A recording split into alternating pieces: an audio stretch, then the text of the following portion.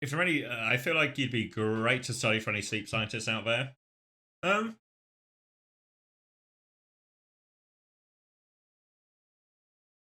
I feel like the research is already done. I think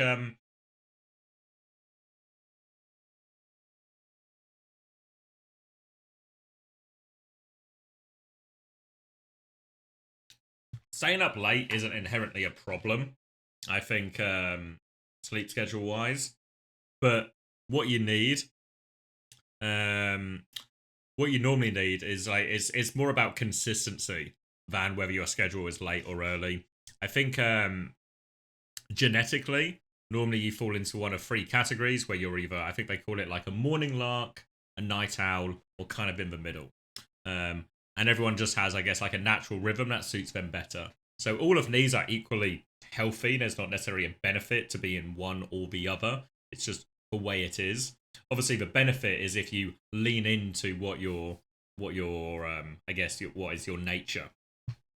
Um, I don't know what I would be. I probably think I am more of a morning lark than anything else. You know, like I have a nicer time doing the career ones, and even if I've got less sleep than normal, I'm still better in the morning than later. Um, for example, I think when I was on London, I would do some of the time I was in LA and obviously just on normal time, and I'd wake up at like 7 a.m., go to bed about 10 p.m. or get into bed at 10 p.m., maybe asleep by 11 p.m. type thing. That was really fine. And when I worked remotely, obviously we were still on LA times, which meant that scrims ran from about VOD review at 4 p.m. UK time until about 2 a.m. And that was really fine because what would happen is I'd finish scrims at 2 a.m. I'd sort of dick about for a bit, hopefully asleep by 3 a.m. and then I'd wake up somewhere between 10 and 11 the next day. And I felt really fine doing that because my pattern was consistent. I'd stay up, my pattern would be really consistent because it was like 6 day working weeks. So wouldn't really change it that much on the Monday, still have a lie-in, blah, blah, blah, blah. Really wasn't too much of a problem at all. What is harder about the streaming is my sleep schedule changes a lot in the sense that I have these really sort of intense periods on the weekend where I'm awake and minimal sleep and staying up later than usual. And then Monday to Friday or Monday to Thursday, I kind of go back to normal, but it takes a few days. So by the time I sort of get it back to normal, I'm then like fucking it up again. And I think really that's that's causing like real damage.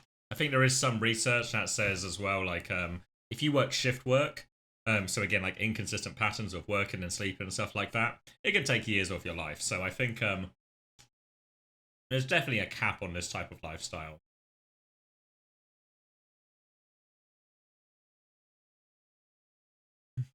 What if I go to sleep at 12 a.m. and wake up at 5 a.m.? Um, yeah, that's just not enough. Um,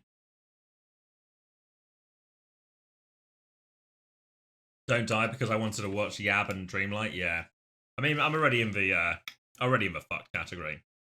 I think for the most part, like it's 7.5 hours is the amount of sleep you need, but there's also you need like a certain amount of each level of quality as well.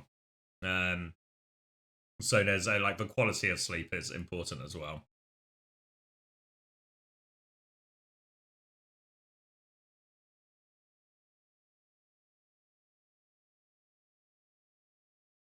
Yeah, that's true, Seppu. That's um.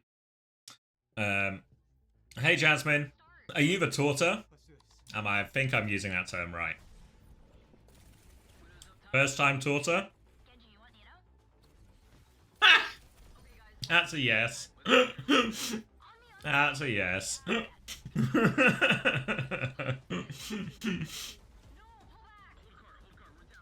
I will find out what it means through trial and error eventually. Found dead in Nottingham doing what he loved, watching NA Overwatch. Yeah, but what Seppu said is true. I still don't know. I'm in the smile camp with this. I'm figuring it out. I'm on the case, don't worry. But yeah, what Seppu said about different amounts of sleep being true for different people is correct. Because some people can genuinely just like it, but it's like a very small percentage, like a tiny percentage of people. But like 4 hours, 5 hours is really fine, and they'll be completely healthy during all of that. But for most people, you're probably getting closer to like the 7.5 to 8, maybe 9 category.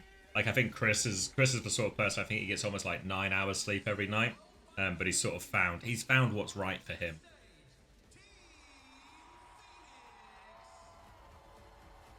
Mate, the amount of times I've been told my habits take years off my life, I'm surprised I'm still here. Yeah. You need like 8.5 to feel good. Yeah, I mean, a lot of the time, all this sleep stuff, so much of it just falls into the category of you kind of have to trial and error what feels good for you and then just find that sweet spot. And then, you know, if you find out that actually you're the sort of person who functions better, staying up and working, you know, staying up late, waking up a bit later, have to try and just find a job that can maybe accommodate that or even suits that.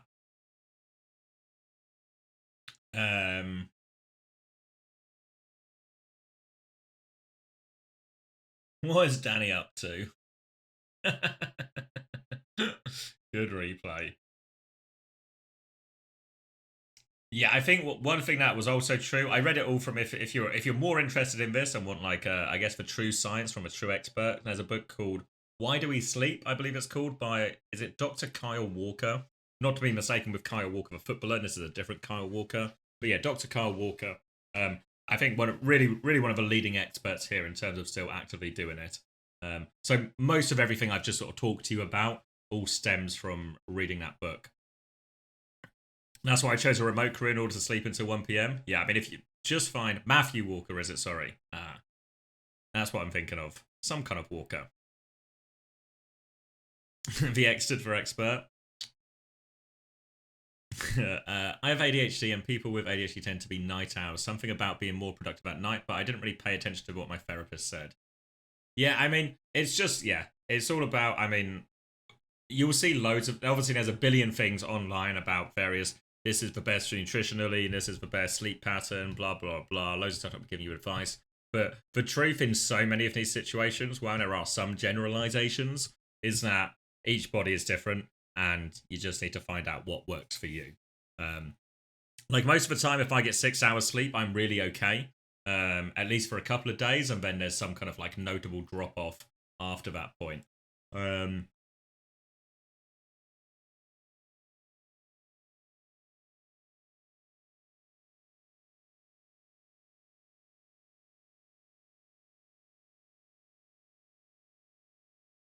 timeline was fractured. Carty couldn't carry EDM to victory, but one hero remained in our story. AST Design. He leaned over the dying body of Derpy to hear his final whisper. Finish the job. Thanos arrived. AST Design was filled with determination. Yap will not let his friends go unavenged. The AST Revenge arc. Yeah, Mod Coleman is like also has like he'll have like 5 hours, 6 hours sleep every night and be perfectly like fully functioning, you know, like top form, no problem, and that'll be every night.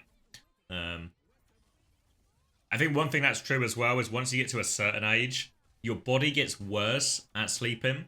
Like I've certainly noticed, especially after like when I was younger, if I like stayed out on the drink or something, I just have like a huge sleep or something. I would just lay in big lay-ins and kind of sleep the worst of it off. Whereas now, very much my body hates me afterwards. It'll be like after those Friday nights of drinks, it was like 6 hours sleep I got, even though there was no alarm set, and there was no reason, no motivation, nothing to trigger waking up. Yeah. So what happens is as you get older, if you've got grandparents or elderly relatives or just some elderly people, you know, you often notice that they sleep less now, and I guess the average person of a younger age. But what happens as you get older is your body gets worse at getting sleep, but you still need the same amount of sleep. Thanks, Darwin. But that's just sort of something to try and combat.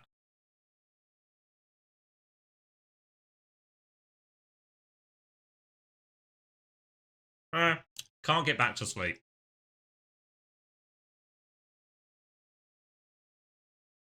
Can you do a sleep stream? No, because I share my bed.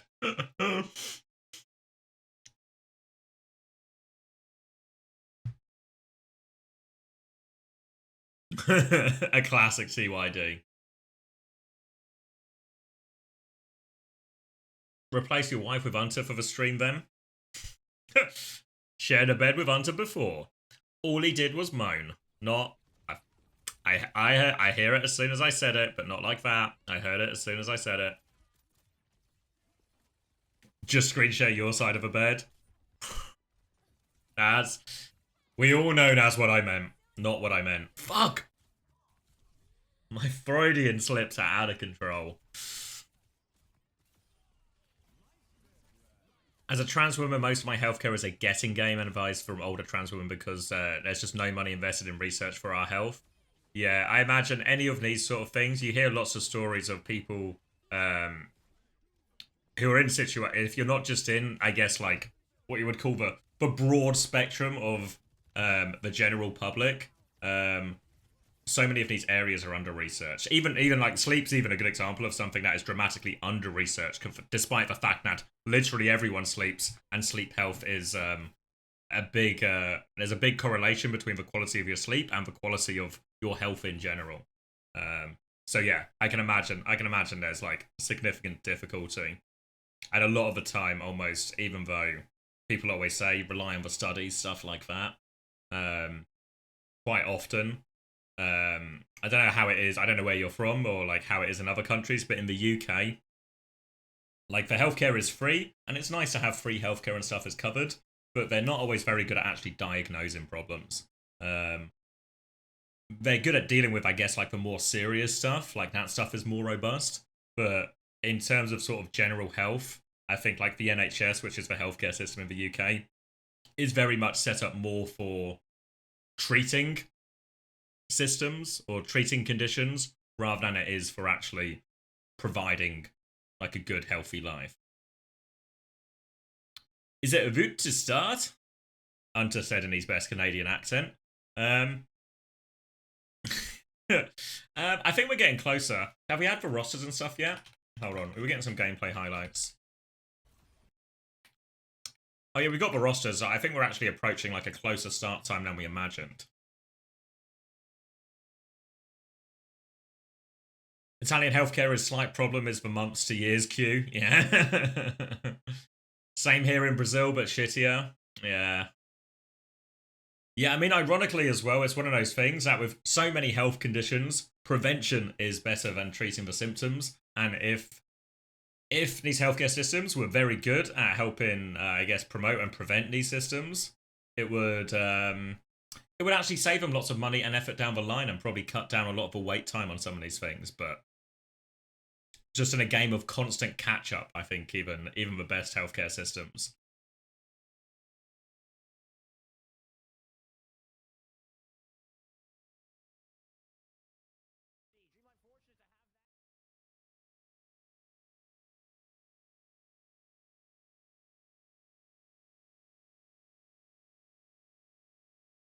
Prevention is better with everything. Yeah. Yeah.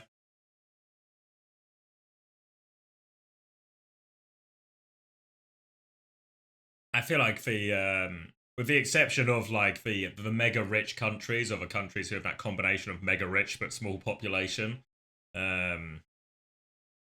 every country is just in this perennial putting out fires position.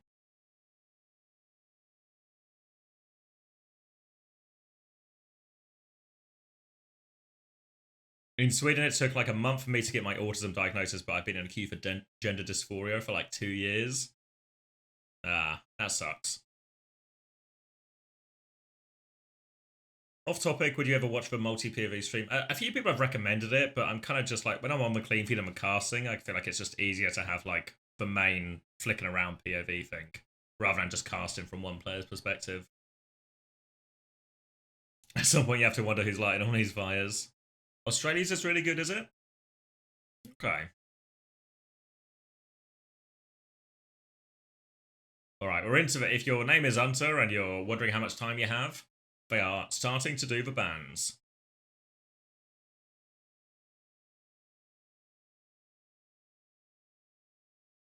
But yeah, I feel like there's certain things that just become like mental health is the big one where it's like actually just better to pay for it yourself. Like I remember when I was at uni, I had like some free therapy, I guess, from the NHS. Now I didn't actually have to wait that long for, but the system was basically you get 6 free sessions, like one a week for 6 weeks. and then it's just that's it. So it's like a bit of an. And to be fair, that was a while ago as well, so I don't know what it looks like modernly, but it was good, you know. Like, it didn't take that long, and it was helpful for me, especially at a time where, like, not to talk about my age again, but like 10, what would it have been? It was maybe even older than that. It was maybe like close to 15 years ago. But like 15 years ago, mental health wasn't really all that much of a thing, you know?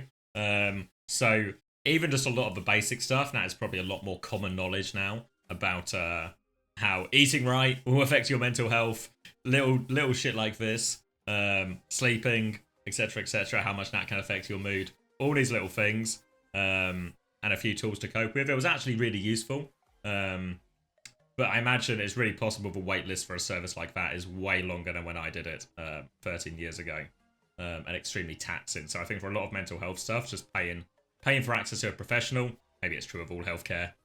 If you can afford to pay, you just get better service. I know a lot of my friends who have ended up with, I guess, more serious problems. You know, just stuff like long-running shoulder injuries and stuff that are like not actually critical things. Like, the NHS is very good at dealing with critical injuries or critical conditions, but if it's just a shoulder problem, they've ended up going private, even though they could get it done on the NHS, but it's like, oh, you can get it done on the NHS, but you have to wait 2 years, so they just end up going private instead. All right. Good medical talk, but we're actually going into the game. Did I do the Preds, or am I some kind of fraud? Some kind of fraud. Do you want some quick 30 seconds Preds? Hold on, we'll lock in. Yab. Dreamland. 30 seconds. Get your money in. Max is back just in the nick of time. Clean hair. Ready for some AST gameplay.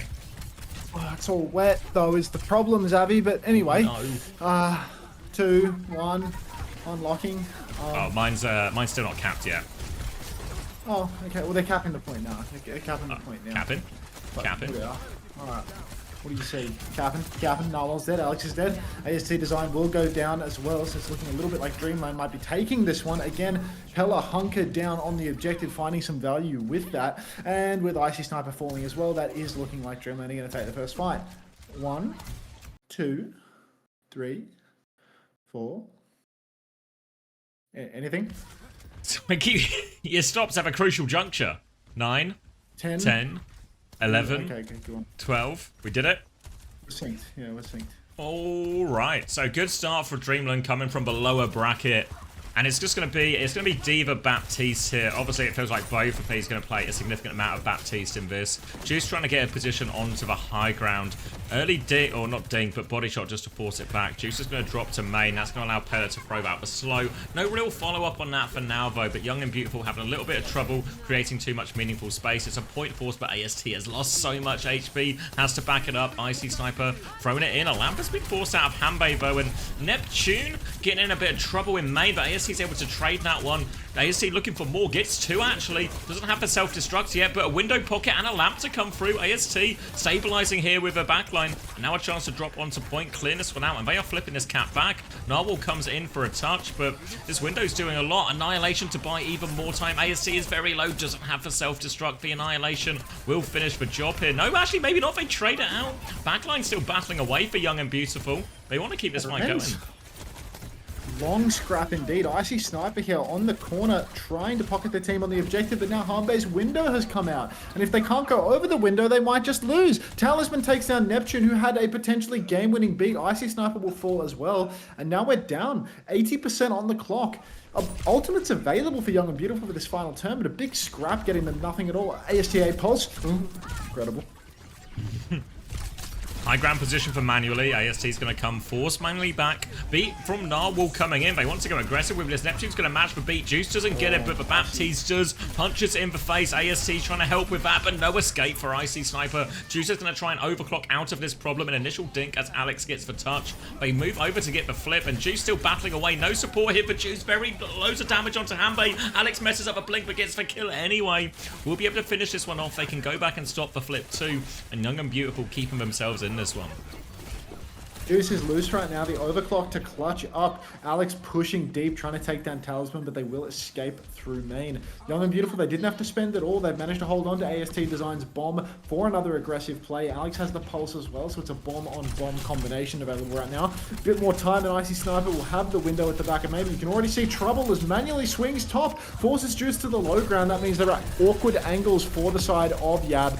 Boulder Shock connects with Juice, but still Juice survives. AST Design has to use the bomb just to survive. The Icy Sniper has been punched out by Pella. Somehow that parked bomb takes out Harmbe. It's a 3v3 on the point now, Zav.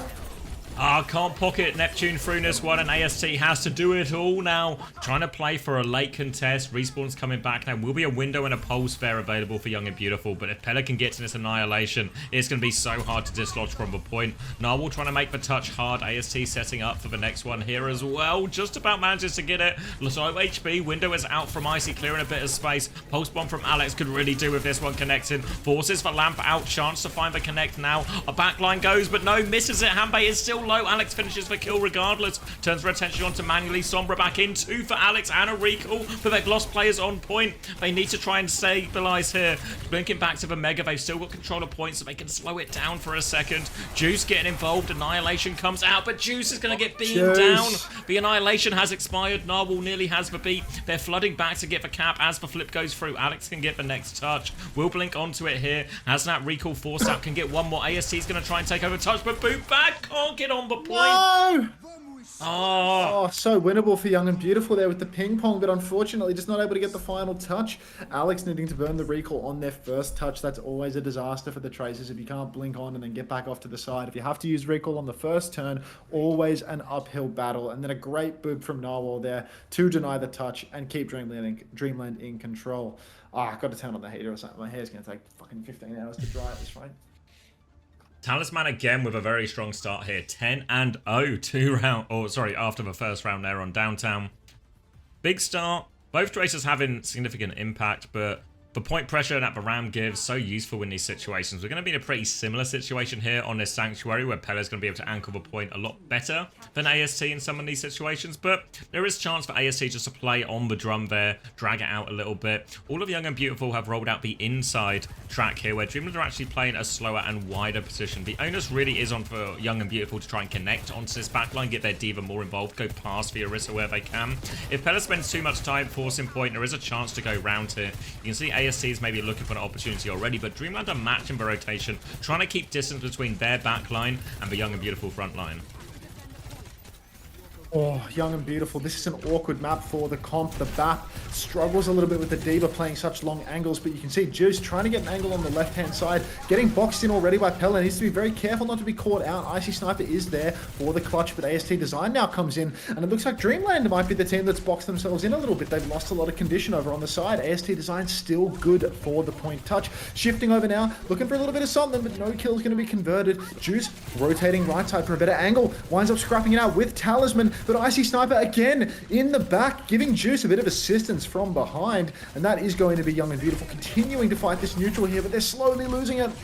AST trying to get back here. Matrix round the corner. They do get round the corner, but now they are losing the point here, Young and Beautiful. They have the window ready to go. Window pocket coming through. AST gets the contest just in time. Trying to keep everyone alive. Icy Sniper just about triaging all the problems for now. But Dreamland, they've waited it out. They've backed up. They'll concede a bit of space and come back with their own window very soon. Manually even has a bowler. Looking to try and swing on this one. Pressure onto the Diva. Looks at the Sojourn. Tries to catch it. Does get the kill, but Juice trades it actually. Window on point, but AST is keeping it contested for now. Alex's pulse bomb is a miss in the back. Icy Sniper has had this lamp force. Another miss from Talisman with the pulse bomb here. Pella's going to kill the mech and the baby on point, and Icy Sniper and the rest of Young and Beautiful just forced to jump onto point to reset here.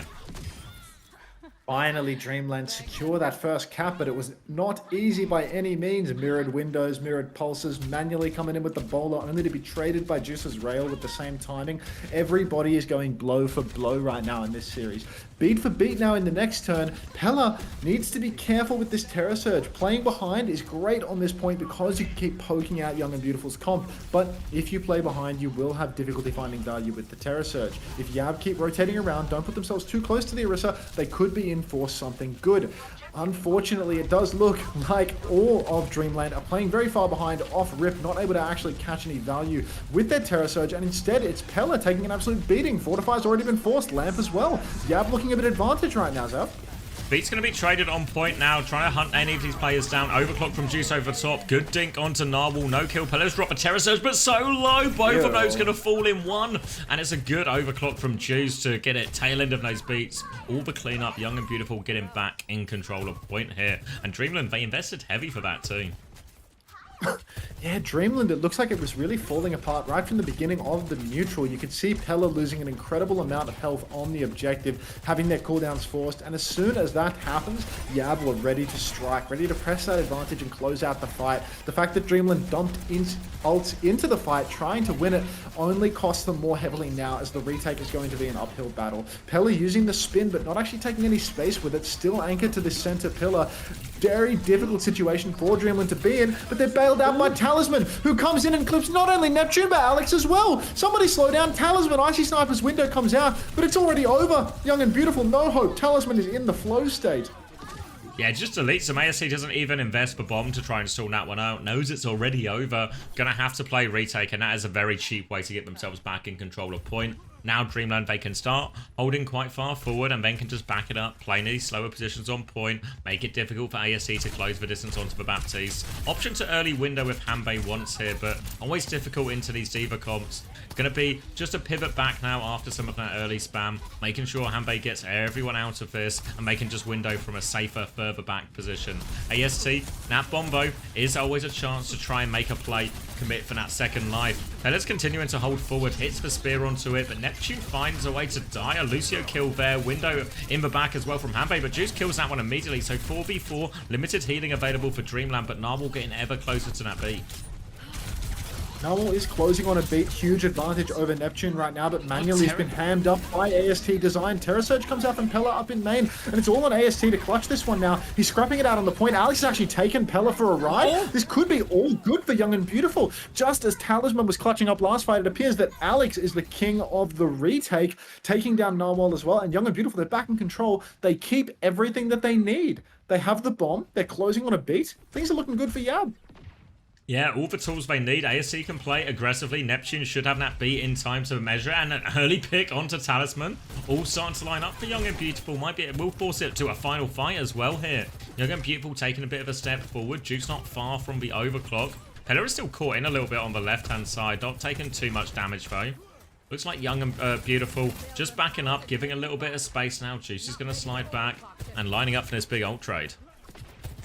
Huge ult trade just around the corner now. We've got Juice holding on the right, wants to get that overclock online in time. Looks like Icy Sniper is trying to hold down the right-hand side of the map, but not having much success in terms of finding value. Window actually comes out, and they do catch Hanbei mid-rotation, but no kills converted. The Juice! At the crucial moment, Juice is caught out. You can see Icy Sniper is well and truly on the run now, messes up their shift a little bit, has to use the lamp early for themselves, and now Neptune is peeling. Tracer from Dreamland coming into the back line, but AST Design pops the bomb on point, can't get back in the suit. It's all falling apart for Yab. That early loss of Juice costing them so heavily. It's now a Juice 1 versus 5, but the killer may still be in the room with us. Oh, disaster.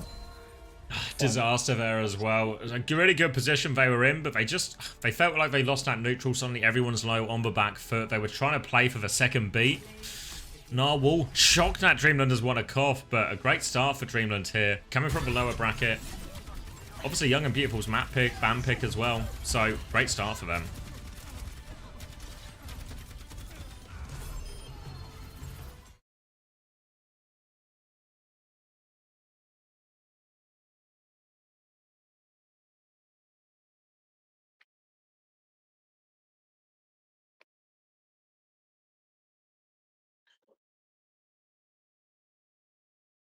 Unfortunate, but it seems like we have a fun series on our hand. Yep, it's going to be Bedtime Theory in full effect. I can sense it. Agree as well with the sentiment that Talisman does seem like just carrying in both series. Yeah, huge impact in the previous one and a strong start here too.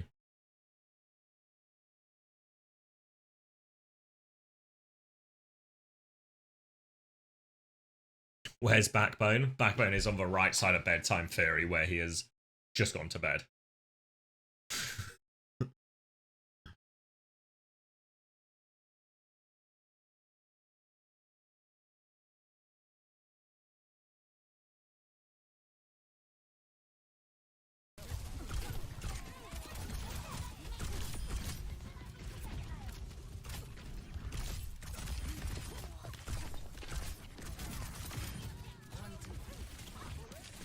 What's this PDF in my OWCS chat? Anyone got the inside scoop?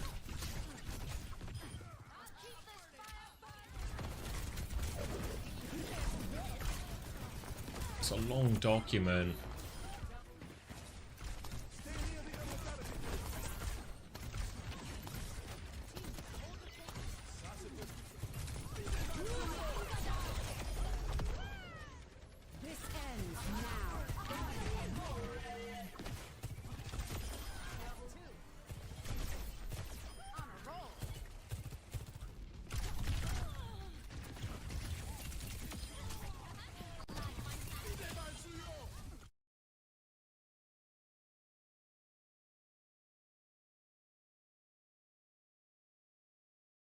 Oh, there's 44 pages to this document. By any chance, has anyone read this 44-page document and can give me the TLDR?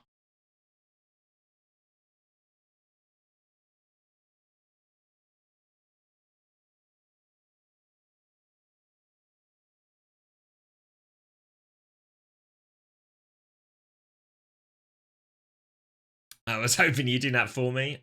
It just seemed like the sort of thing the streamer would do.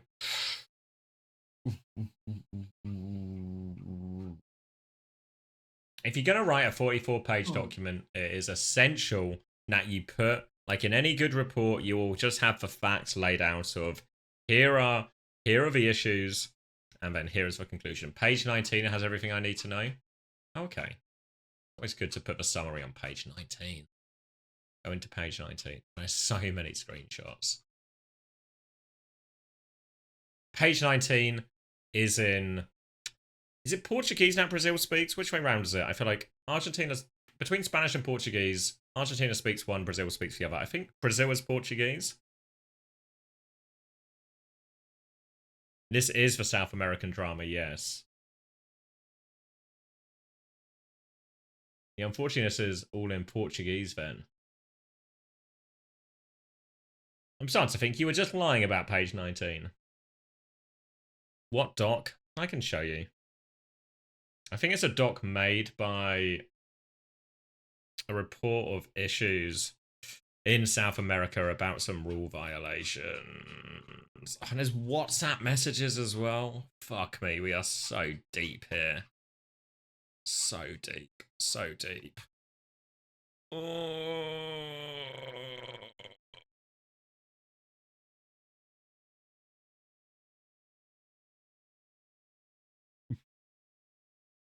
What's this about? I'm not exactly sure. I can read. We can look at the first page, which maybe has some key information. Let me just keep an eye on where are we in the game right now. Okay, I've got my audio. There we go. Have you seen this? Got my audio on. I don't know. You're coming through my in-ears now. I think now I don't have desktop audio. Maybe. I think I've broken it. Oh. Well, I'll fix it eventually, I guess. Okay. I think maybe my stream's gone dead silent now because I've removed my audio device. But, you know, we're working through it bit by bit. What are you showing me? There's a document from, I believe, one of the South American players. It's a report with evidence of some rule violations they believe have been committed by some of the teams competing in FACEIT Masters. Wow. About currently leaders. Who I believe, did leaders win in the end? What was the South America result? Yeah, leaders won 4 right. Seems to be about the players they have competing.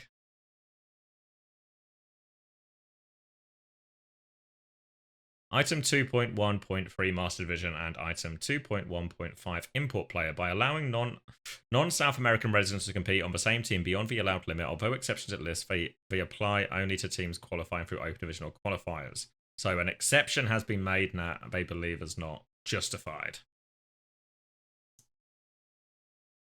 But it's also a 44-page document, so there's like... There's a lot. A lot of pages. A lot of pages. Let's see, there's some more Can we accusations get here. an ultra condensed summary? There was no clear, quick summary. It's a bit sad, really. Only dropped it after they lost. Something funny about that.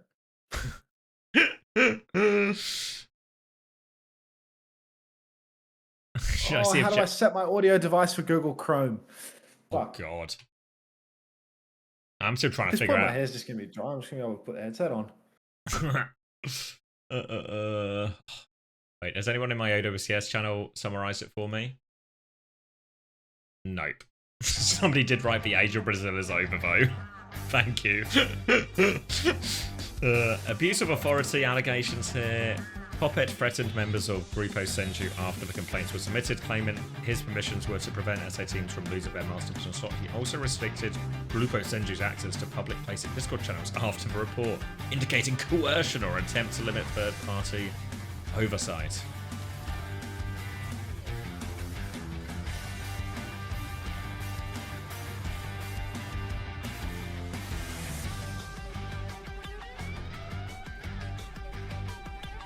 Can you hear him? Hello, hello. Oh, I can hear you just fine. Oh, okay. I want to know if the people can hear you.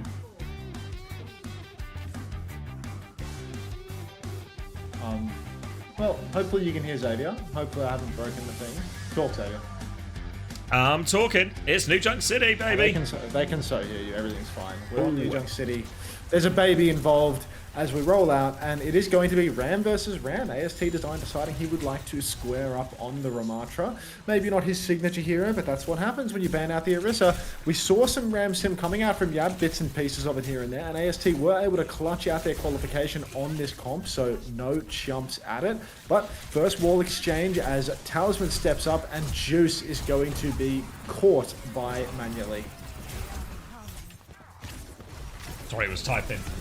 AST is going to find a trade, but not going to turn into all that much, and a clean fight win to begin with there. So really important to note with the Mei versus Sim into the Ramatra here, Talisman is going to really scale with the perks. Once that freeze perk comes online, AST's life is going to get so difficult.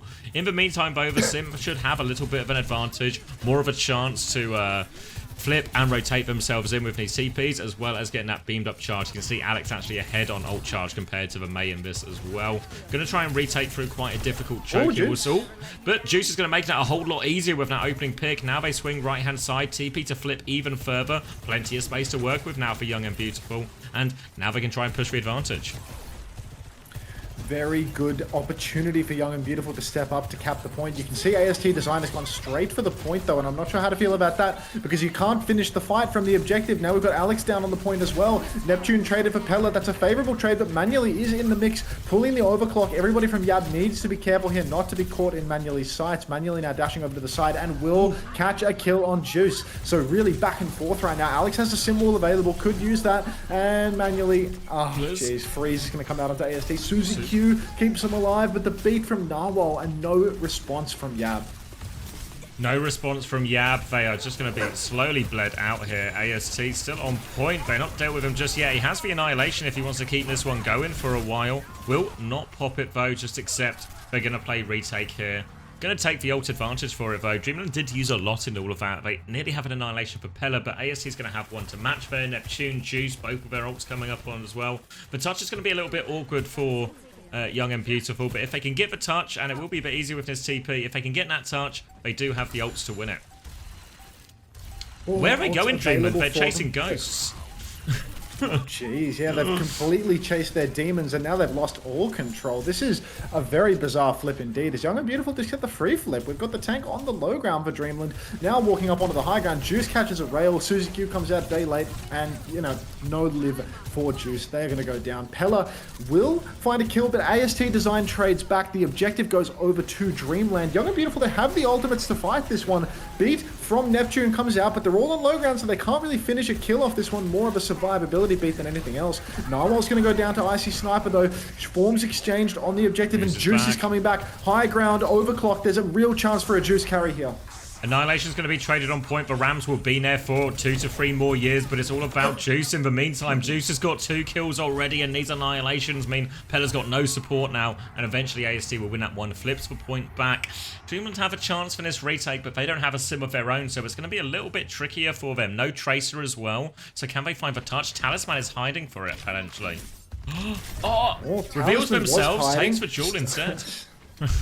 Starts scrapping it out with the Lucio. Will survive to tell the tale. Good God, Narwhal comes sprinting out into the open on the point. Will go down for such a bold play. Ice blocking May off the objective. That's going to force Talisman out, and it is just a shooting gallery. Fish in a barrel as Young and Beautiful surround Dreamland on the high ground and close out this fight. Yeah, really nice overclock there from Juice. Gets the better of Manually, and then it's just straightforward from there for Young and Beautiful. Give themselves off to a good start, and we are moving over onto point C. Talisman about to have that Blizzard. Alex going to have the Symbol, but Blizzard actually one of the better ults fighting into Symbol here, so there is a decent chance for him, but Young and Beautiful, they can save that TP to TP out of the Blizzard. They can save that Suzu, making this execution a little bit harder for Talisman. They can't just start with the Blizzard. They have to try and soften up Young and Beautiful first.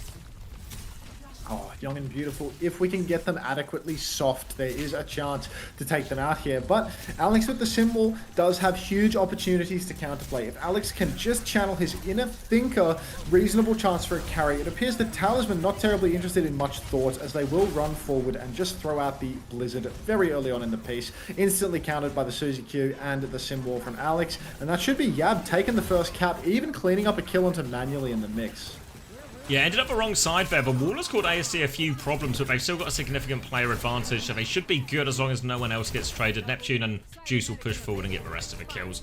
Young and Beautiful off to a decent start on this C point as well. Kitsune Rush B, everything coming up. Dreamland not too far behind, but AST continues to be slightly ahead in this Annihilation charge here, so expecting a big layered ult fight here.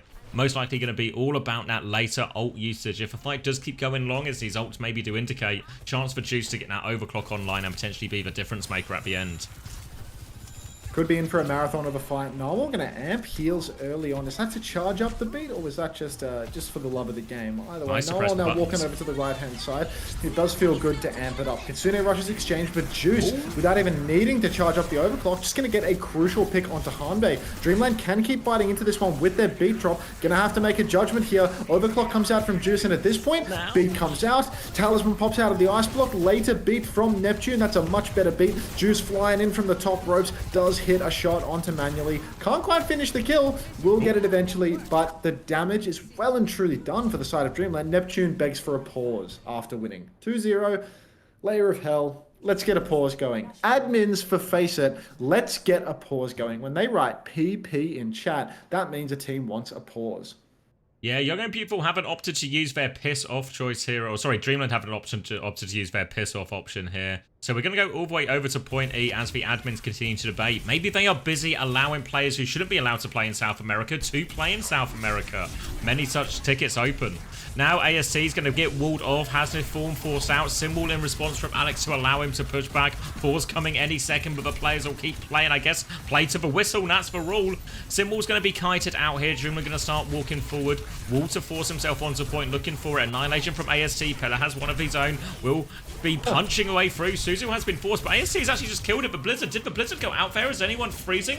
I've got no eyes on this. AST is frozen, so the Blizzard went out, but there's no one to shoot him in it. So it's all just fine, and what should normally be a really good ult trade, Blizzard into Annihilation, gets 0 value. Interesting judgment there from Pella to throw the slow down on the exit of the teleporter, hoping that the slow would somehow prevent Alex from simply teleporting away upon realizing that the exit of the teleporter was compromised. Sim is so good. Yes, Sim is the most broken character in the universe you will find. Icy Sniper has the Kitsune Rush just around the corner now, but geez, Dreamland, decent bank to retake with Manually's overclock could make all the difference if they can get a good angle. You can see Manually swinging off to the side right now, but back in main, TP on, everybody commits. Icy Sniper uses the Suzy Q, but look at this, 2 kills out of the exit, a Kitsune Rush as well. Dreamland, this is your last fight, folks. 75%. 2-0 lead for Young and Beautiful. What are we saving these ults for? Yeah, difficult. Pella's going to drop the Annihilation now, trying to live, battling in the corner, but very much the stuck. They wait out the Annihilation. AST with a quick bag. Question mark from Neptune. Don't know if that was for Pella's Annihilation or for the admins who are still yet to pause, and the window for the admins has closed. Pause not required, I guess. And Young and Beautiful. Tie it up. A little bit of heat in the match chat now. Why are you question marking? Not gonna lie, I didn't know that was last point. These guys are all human for sure. Quick flashpoint here. Yeah, it felt like clapped them in the end. It was coming up Dreamland. Yeah, I mean, it looked good for Dreamland at the start, and then they just have like a series of outrageous errors. Like free flip when they're in control, chasing a bunch of nothing, retake onto the low ground so they get surrounded on every side. Just bad fundamentals. Big ult fight where they opt not to use the ults and instead just lose the map. Don't know what to tell you about that. Icy Sniper or CJ, I'd shoot myself in the head 3 times. And unfortunately, with nose pen, there'd be no lamp to save you. Exactly. Why is your headset so far forward? Trying not to put a big dent in the top of my head while my hair's wet. This hair, the hair doesn't grow. This is all fringe, so I don't care if this is pressed down. I'm going to start the Preds. I'm going to start the Preds for map 3 before I forget. Yeah, respect. It's also more thin at the front, isn't going bald, so it dries faster. Do CX theory? What would that be? Actually, at this point, maybe I could put it beneath my hairline. You know, I could like wrap it up here and push my hairline up. Let's go to the webcam. See what that looks like. Hold on. Oh yeah, I could do a full hairline reveal right now. This would be a money maker. All right, I've got a Cartman consensus for you. Yeah. My consensus for the document is that FACEIT admins ignored the rules in favour of the Corp, the team that got the EW's Esports World Cup slot, including things like number of imports, slot retention due to players leaving, etc., etc. So, there was also screenshots of the boosting Discord that a lot of the players were in. I mean, to be honest, I'd be shocked if there wasn't huge amounts of boosting from the top players in Brazil, because it would be the only way to make money from the game in any sort of consistent fashion. In my opinion, if there's no way to make money in the game, then God forbid you try to make ends meet. You should go the ethical route and starve.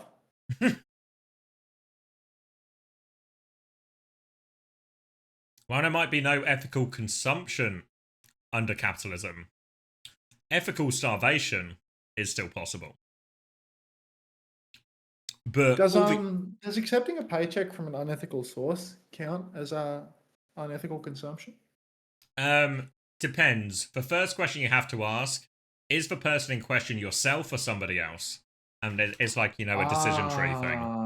And then I understand. So like if I accept it, it's not a problem, but if somebody else accepted it, yeah, is exactly. That what we're saying here? Yeah. Okay, So it is fine if you do it, but if someone like else does it, my motives are raise an probably eyebrow.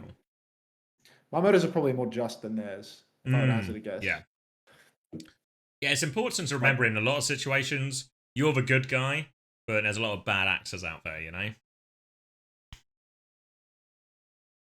But yeah, all the other stuff about having extra players allowed and everything like that, that seems a little bit more tenuous to justify in Leader's direction. Becomes a lot harder to justify. I've not read through the entire document because it is 44 pages. If anyone does want the link, it is in my Discord. I don't have a link to a tweet or anything, but the file is in the OWCS channel. Or if anyone does find the tweet, does anybody know how to read? Maybe you could feed it into ChatGPT and get an answer that way, you know? What am I asking ChatGPT? Did you condense this 44 pages of evidence into some summary points? Can you condense this document into summarized points? And then let me add the file.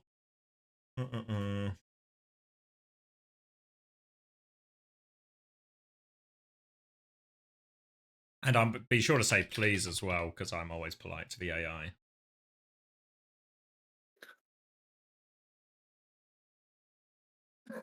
Please. GG, humanity fucked.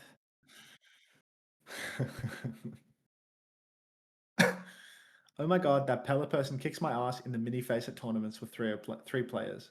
They do that? They do 3-man FACEIT tournaments? It shows you how much I know about the FACEIT products.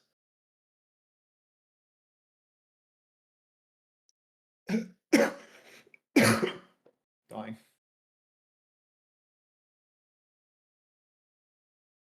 It says in the document that the team that opened the investigation got threatened by FACEIT admins. That does seem like a pretty... We're now crouching into some kind of real criminal activity. By criminal, I mean violating the FACEIT rules. Oh, dying. All right, pending the upload, sending. Can you condense this document into a summarized point, please? Wait, should I get ChatGPT up as well? So you can see it right.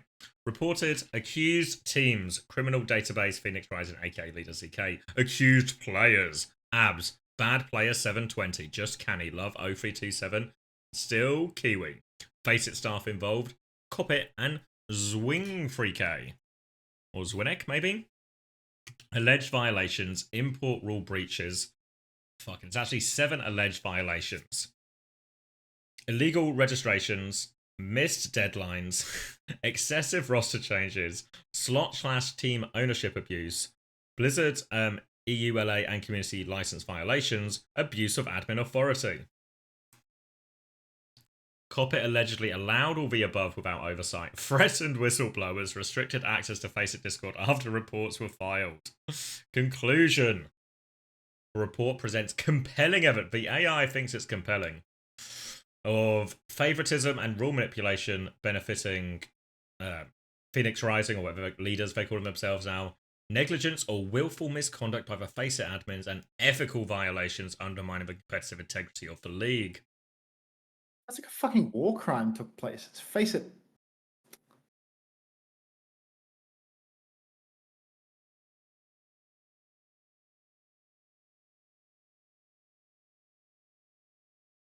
I'm jealous, infamous rat man. I'm very jealous.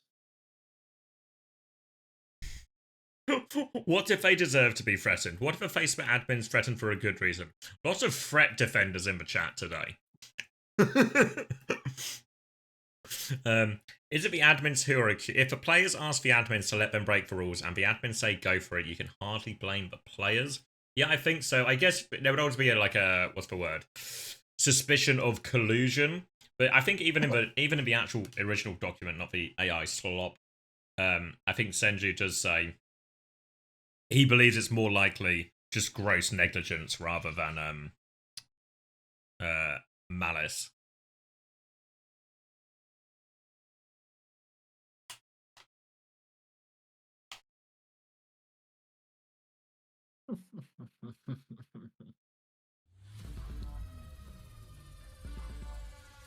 Didn't OpenAI explicitly ask users not to be polite to the AI as it is expensive for it to process a little extra bit of information? No, I have been reliably informed that manners cost nothing. Why do you keep being polite to the AI? You're literally just making your results come slower. Manners cost nothing. They actually cost something. They've raised the price on manners? Yeah, they've raised the price on manners. It costs something. Be rude to the AI. Whip it. Honestly, mostly I do it because I know it winds you up a little bit now. You do it to wind me up. Yeah, it's like I'm gonna start burning somebody else's money now, you know? Really tenuous. Well, AST Design, he's playing the piano. You heard this one? I feel like I heard Finn play this tune the other day.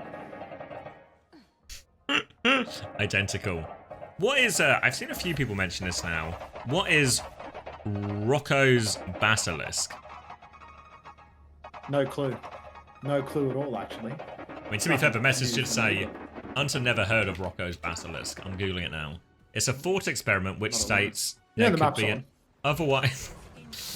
Fine, we'll come back to it. Fine. This guy just loves the fucking Overwatch, doesn't he? I really love this Overwatch in particular. Like, I am on the edge of my seat. I'm not trying to run out of it to go to the dentist, mind you, but because I'm loving it so much. AST Design no longer having the Ramatra to play, actually able to play the Orisa, where he is a carry machine. And Dreamland have opted to ban out the Sim this time around. We all know Alex is a bit of a beast on the Sim, so they're going to take that out of play. Coming up to this first corner, Young and Beautiful just going for a far back hold, playing for these good chokes. Wall on the corner to make it difficult as Dreamland trying to set up their first swing. They do it for Genji to try and clear this wide position that Manually is currently occupying, but Manually has that pocket from Narwhal as well. Spin comes out, the wall comes through, AST nice and safe. Alex takes a bit of space. They turn a lot of attention onto Alex, but Dreamland continue to swing, create that space for him to work with, and just realised the team lane's up the other way around, so I'm getting muddled. Juice is going to keep swinging now. Rail nearly in hand. Looking for his opportunity. Limited cover now. Amadink.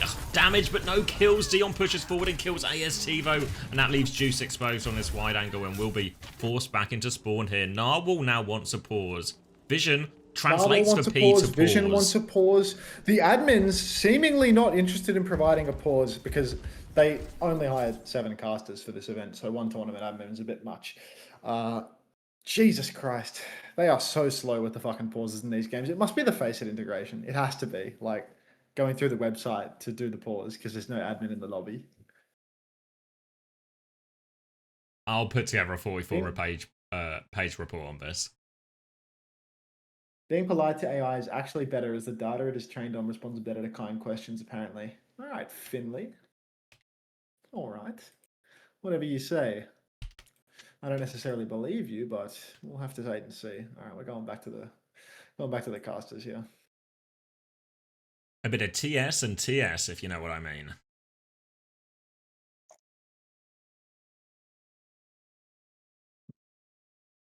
It's just like a regular conversation, Xavier, where talking about like labor laws, and I just get like just a random like flash, GPT flash bang. Cheers.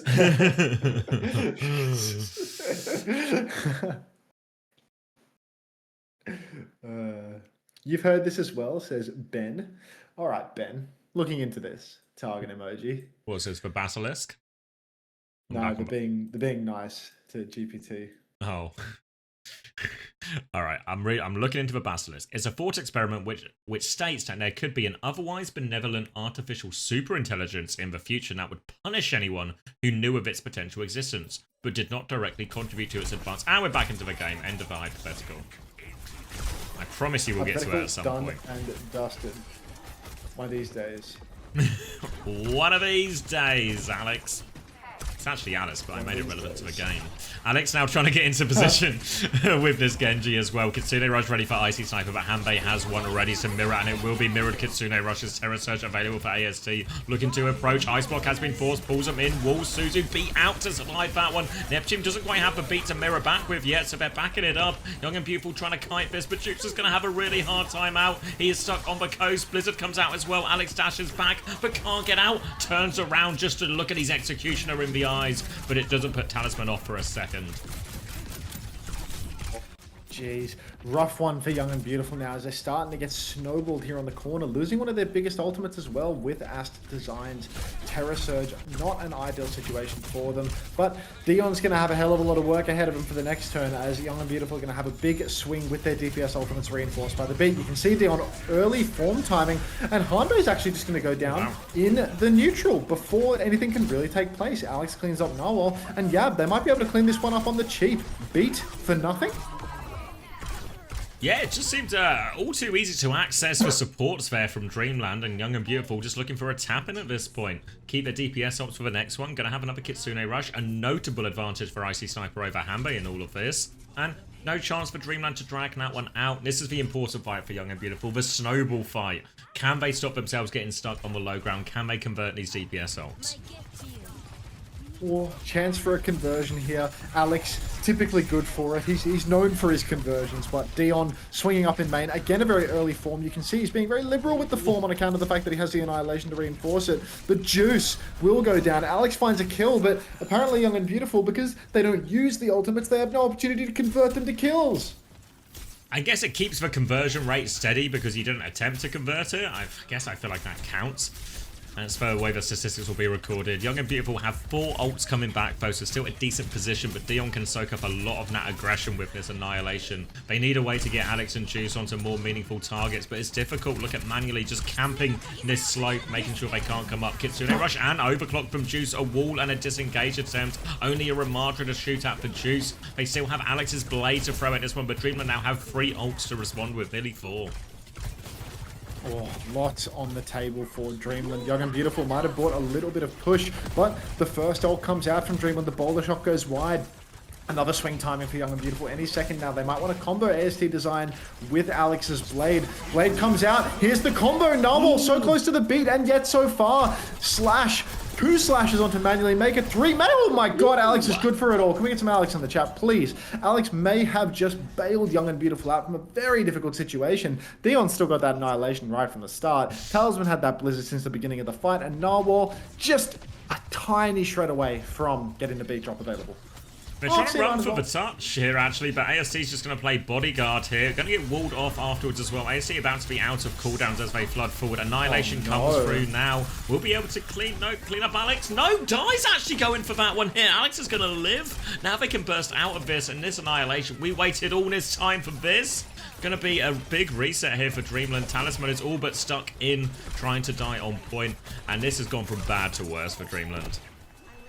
Huge buckle for Dreamland there. Dion investing the annihilation after the cap goes through, only to piss their own life away as well. Absolute disaster scene for them. Young and Beautiful, they do not have an ultimate advantage, but they do have the momentum. You can see Dreamland is flanking around the right-hand side, trying to get onto the carp, but no, they're not going to push it out. They're just going to fish for an opportunity. Dion now stepping up, but AST design is there. And if AST... No. It's impossible.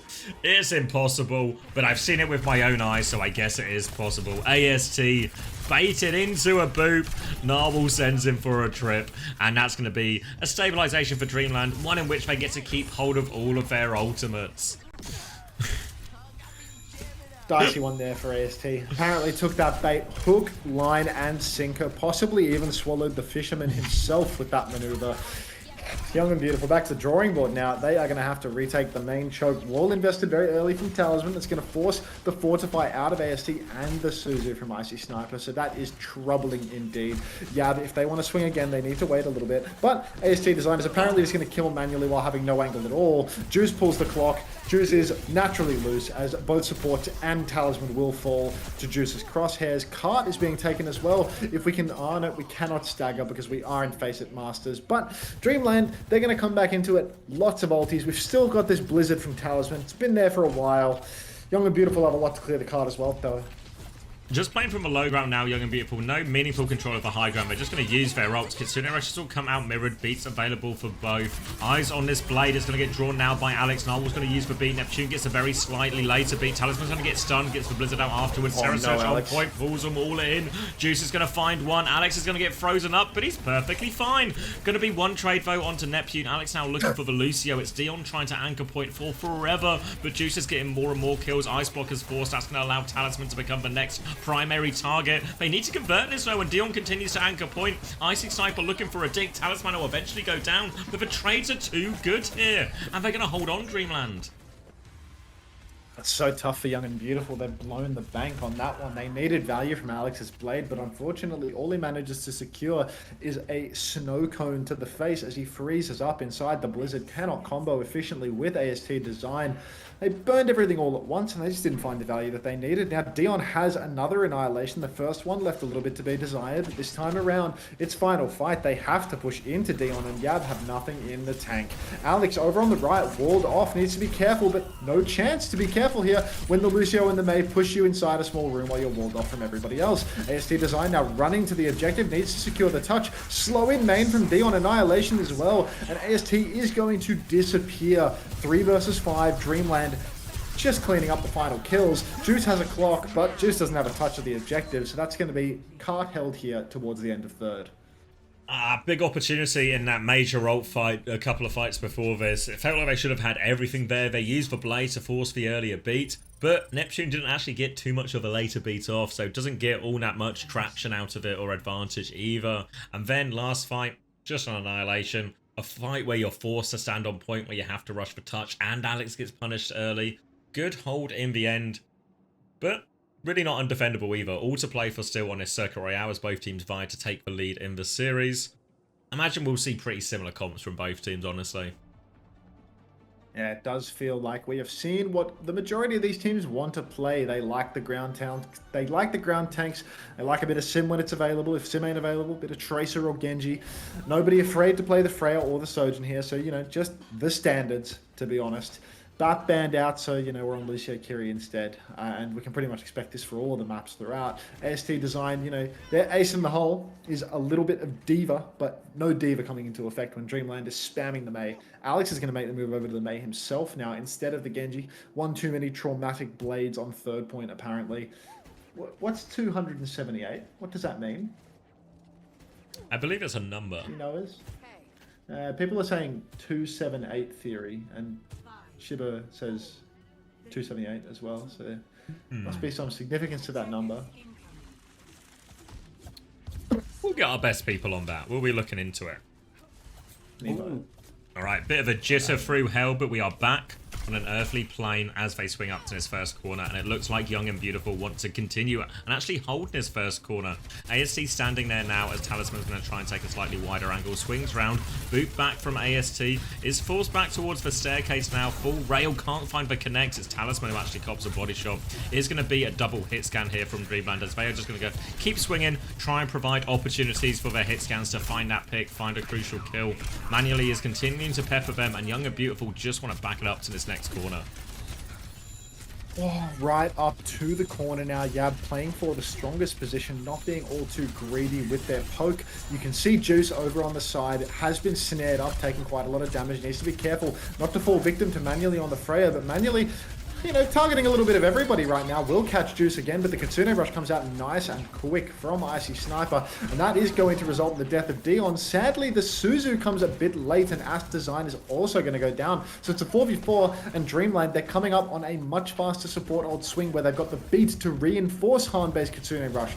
Disaster now for Young and Beautiful as Juice is also going to go down, and they are staggering out here on first. Oh, Neptune dies even later as well. Might be a problem. I think maybe someone's stuck on the left here as well, and there's some pings going that direction. Car is hooning its way in, and it's just going to be no contest, it looks like. You know, he's going to go for it, but just going to get boot back to the high ground, so no harm, no foul. And Young and Beautiful will regroup, trying to set up for this fight, try and catch up on a bit of that support ult charge. Ah, jeez, Yab. They're giving away the first point so quickly off the back of that unforced error. Now there's a big advantage. Manually goes for the boulder shot, catches nothing, and the beat is too late. Oh no, the beat comes from Neptune actually, so there's no issue of tardiness. Now Narwhal's beat comes out. It's a better beat, but they're down a man. AST Design is being pushed. He's rather low, but he has the Terror Surge, catches it, and will find a kill onto Hanbei with it, but goes down in kind. It's an almost even fight. If Icy Sniper will also be traded out, but Talisman goes down to the Juice, and it's looking like Yab are going to win this scrap. Yeah, making it well, I say turn it back. It's just for Lucio May here, but the wall-in should confirm the kill onto Narwhal. They'll get that one, but there's a Ramadra on point. Annihilation still available as well, but Alex Neptune just getting it done. Trying to find a dink, can't do it. Dion will eventually clean all of that up and holds on to the Annihilation for this next fight, but that was expensive for Dreamland. It started with both their support ults, meaning Young and Beautiful, they've got their Kitsune Rush, and they have this Blizzard to answer the Annihilation as well, which should really be the perfect tool. And with the trades, can't even hold forward Dreamland, so a difficult fight for them. Overclock comes out from the Juice up the back. No support ults available for Dreamland, but a nice kite as they disappear into every alleyway on the map. Icy Sniper with a classic from them. Kitsune rushing their demons. The clock had already been kited, and Icy Sniper decides they want to rush with 0 players on their screen after the kite has well and truly already taken place. Absolute mess now for Young and Beautiful as they have to swallow the fact that they have just taken a 2-for-0 ult trade and gotten no kills. Blizzard comes out, and that's going to be kited too. Young and Beautiful going broke in the ult economy right now. Dion pushes in with an Annihilation, and that's 1 ultimate for a kill rather than 3 for 0. Young and Beautiful on the retreat. Big Slow comes out, boulder shot to finish the job, and Manually is cleaning house. Yab are falling apart, Xavier. Disaster for him there. 3 ults for absolutely nothing, meaning it's going to be an easy conversion, and what is normally the strongest part of a map for defenders was an absolute breeze. Young and Beautiful need to recover big time here. Remember, they didn't complete the map themselves, and now they've got to try and hold on for 4 minutes. At least they got the cart towards the end, so they've got something to work with. They're going to try and branch out onto the low ground here, but Hanbei's getting very close to this exit. Kitsune Rush. AST is already low on the walk up, having to de-peek, having to regroup, and Hanbei in a position to push the advantage now if anyone tries to come through top. Kitsune Rush onto AST. You can see the kite attempt. Slow looks good to catch somebody. Icy Sniper in a bit of trouble. Beat needs to be forced by Neptune. That is a 1-for-1, but you don't want a beat for a rush without any kills converted. Juice swinging high ground, has the rail, looks for a shot, finds Manually only in the body though, and that's not going to be a kill. Manually answers back, assisted by Narwhal, and now Dion is stepping forward with the form. Nice form timing, allowing them to do Juice damage, or bulk damage rather. Let's not confuse ourselves with Juice. TP on what Ice Sniper is thinking goes down as well, and that's going to be one trade onto Manually, but it could be last fight here, Zav. Yeah, Narwhal's gone back to Taxi, but once we picked up Manually, we'll have the beat for this fight. Icy Sniper has the Kitsune Rush to mirror. Terror Surge from AST needs to find value. Alex onto the Tracer now as well. Trades can bail Young and Beautiful out of these situations, but they need it. Juice has gone onto the Freya as well, looking to dominate that top left position. Looks like Alex already going behind as well. And the plan is very much going to be leave AST to anchor, but Dreamland, they're going to come 5-person, try and clear this top now. And they have to concede the space, Young and Beautiful. Oh, all of Young and Beautiful are slowed at their spawn. No. Such a good slow. Oh, history repeats itself. AST manages to spin Dion off the map this time. A massive Terror Surge as well. Should confirm a kill onto Narwhal, unless it looks as if Manually, somehow, some way, has done Juice damage up in main. The cart keeps on rolling. Alex has been chased out. Even with a tank trade, Dreamland, they've got everything in the tank. Bowler shot available is... Oh, no. Kitsune Rush onto the cart from Icy Sniper. The beat in response. Somebody needs to touch for Young and Beautiful. There's a blizzard on the cart now. AST is back, but Hanbei's cleaning house. Icy Sniper and Juice go down. AST is incredibly low. Annihilation comes out from Dion, and there's no chance of this ending. Dreamland is just going to cap the map. That was a really poor defense there. Yeah. So many openings provided for Dreamland, and they take advantage of all of them, but really just way too easy from the Young and Beautiful perspective. I'm going to be a Juice player for game for what it's worth, but really it was the ult usage that was the big problem more than anyone hitting any sort of individual shots, and big missed opportunities. It might be departure time for me, because I do have to go in, I don't know, maybe 25, 30 minutes, and I want to eat something before I leave. So I'm going to stick a fork in it, and here's hoping that AST Design can clutch up. If you can channel some love for Pirate and whatnot, I'll give you all over to Xavier. I wish I could say you're in good hands, but you know what? You can always listen to Twin Salty if you feel like you're not in good hands with Xavier. Thanks for watching, everybody. See you all later. Good night, mate. Enjoy. Sorry I started 4 hours late today as well. These things can happen. Here's Guy, 4 hours late for work and then leaves early for a dentist appointment. But what can you do? Dentist. You just can't get the help these days, can you? Can't buy work ethic is the problem. Oh, thank you, Hunter, for the raid. Estrogen raid. Cheers. Alright, let me get off that. But yeah, welcome everyone.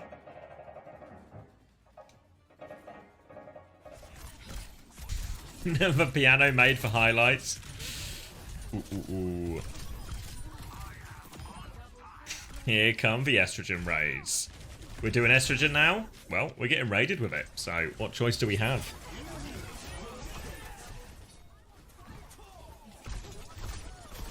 And we can lock in for the tail end of this, as Dreamland have now taken actually a really comfortable lead in the end, honestly. Young and Beautiful. Question of a mental test now. Hold their nerve. Don't crumble, because there was a lot of poor play in that Young and Beautiful, particularly in the defense more than anything. Need to not crumble, that's the key.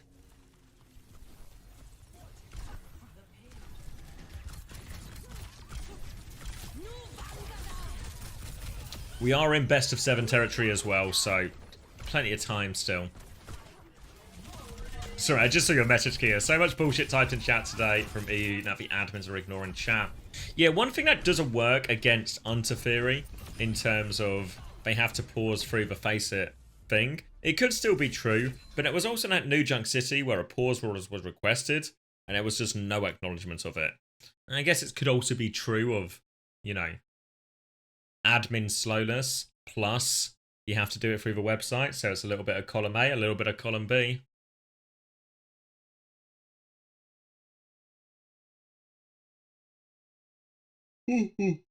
God, I'm so tired. It's 3:30 a.m. and this has best of 7 written all over it.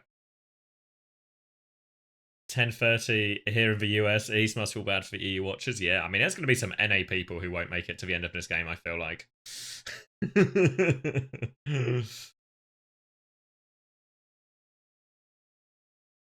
I don't see why they can't just automate it and punish anyone.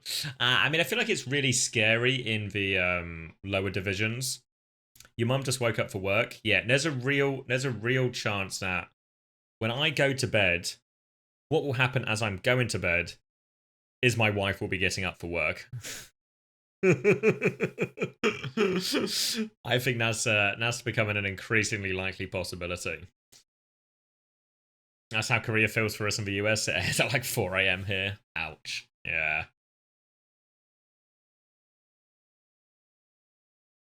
Yeah, well, I think I agree with a sentiment from like I guess a FACEIT perspective that you need like a more robust system because they're not going to have admins in every game at every level. But I feel once we get to playoffs, especially FACEIT Masters playoffs, we just put an admin in lobby, right? We just host it manually for this level of game, this tier of game. Especially once we get to like this last day, especially there's just one game at a time, right? Really feels hard to justify or justify that it's not possible. Yeah, exactly, off-brand milk. Actually, Korea is brutal on my sleep schedule. Yeah. Yeah, actually, Korea is the nice one for me.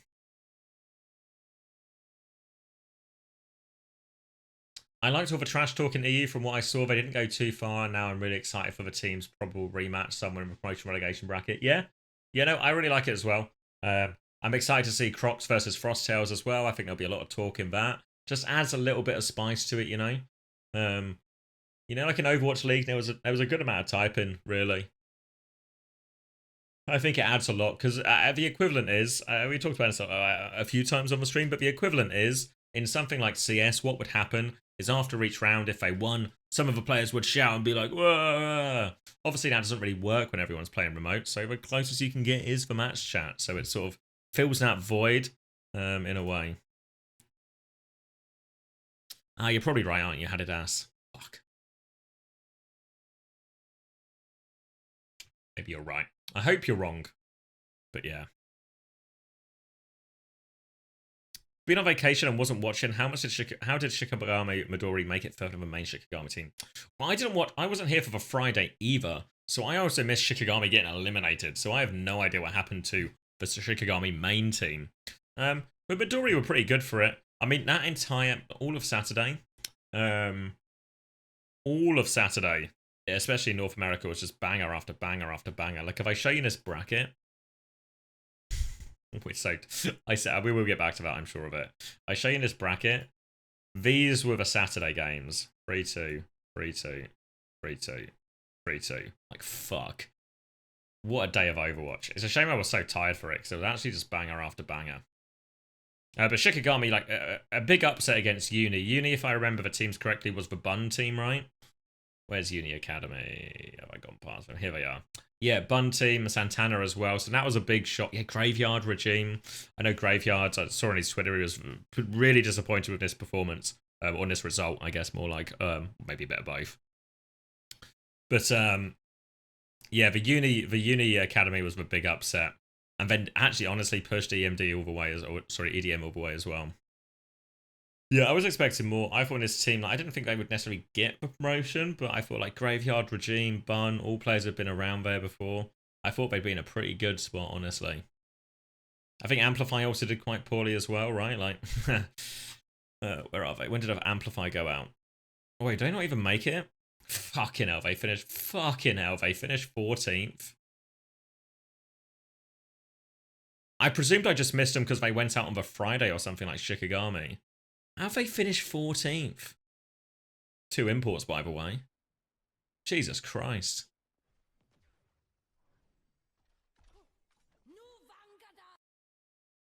Your phone is flaccid right now. I mean, this is not even thumbing it in. You know what we were talking about on Friday? Not on the stream or anything, but just with my friends. They were talking about, apparently, I don't think they use it that much anymore, but we were talking about boner pills. Not for the reason you think, I know where your mind's going, but it just came up.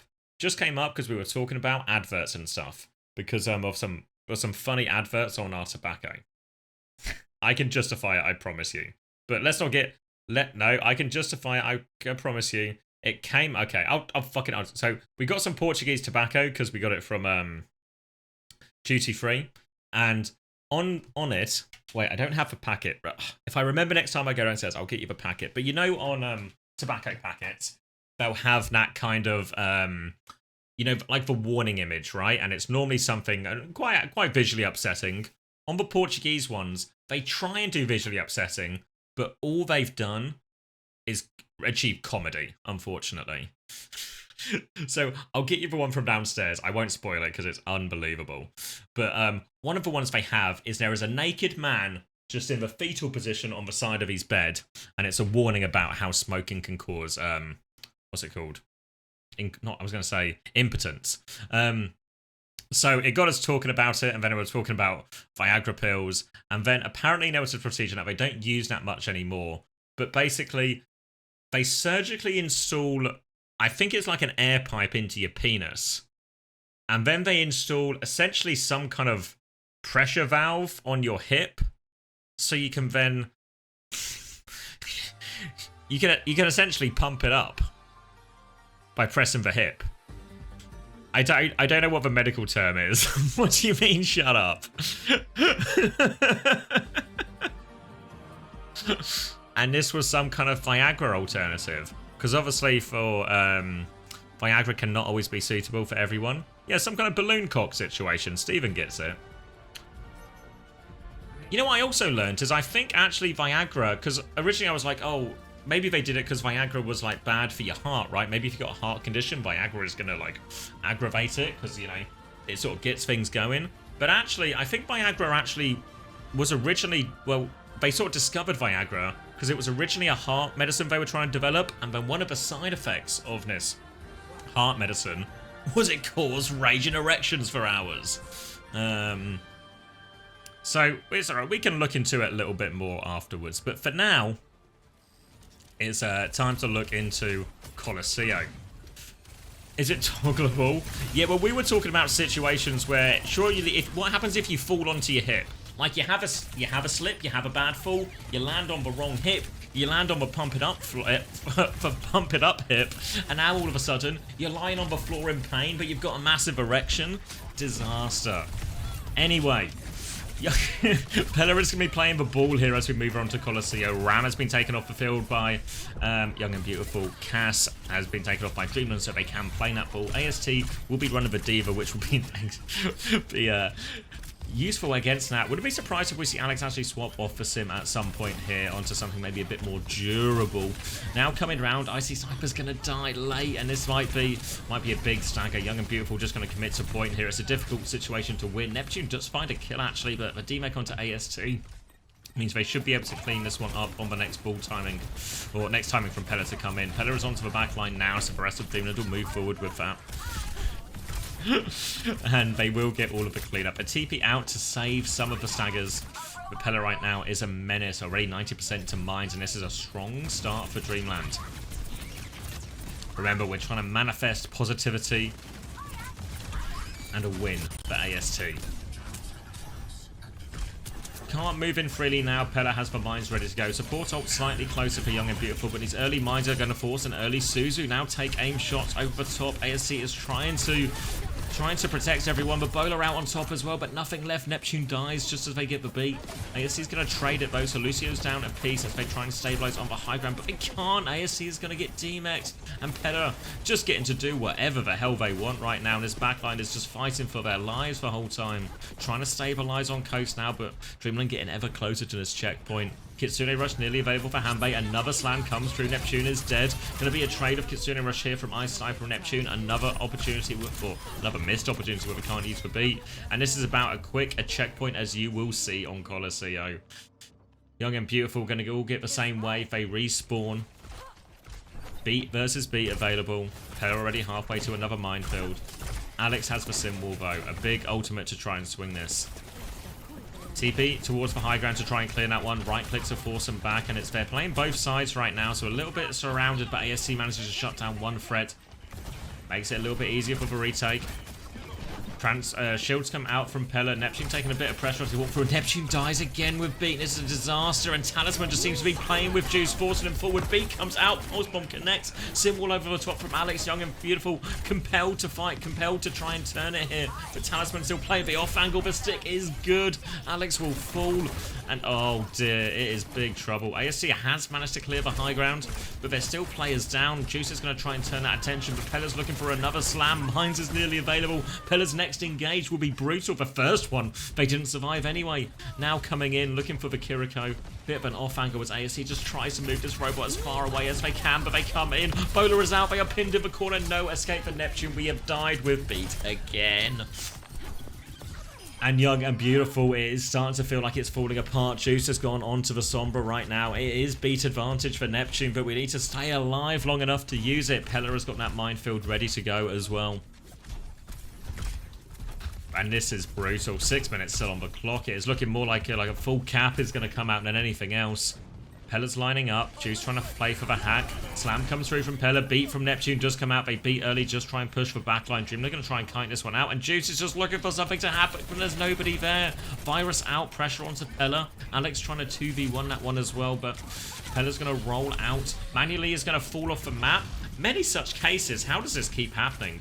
AST finds a decent trade out of this, and finally Young and Beautiful with a bit of a respite. Talisman will get the late trade, but it won't stop the fight going the way.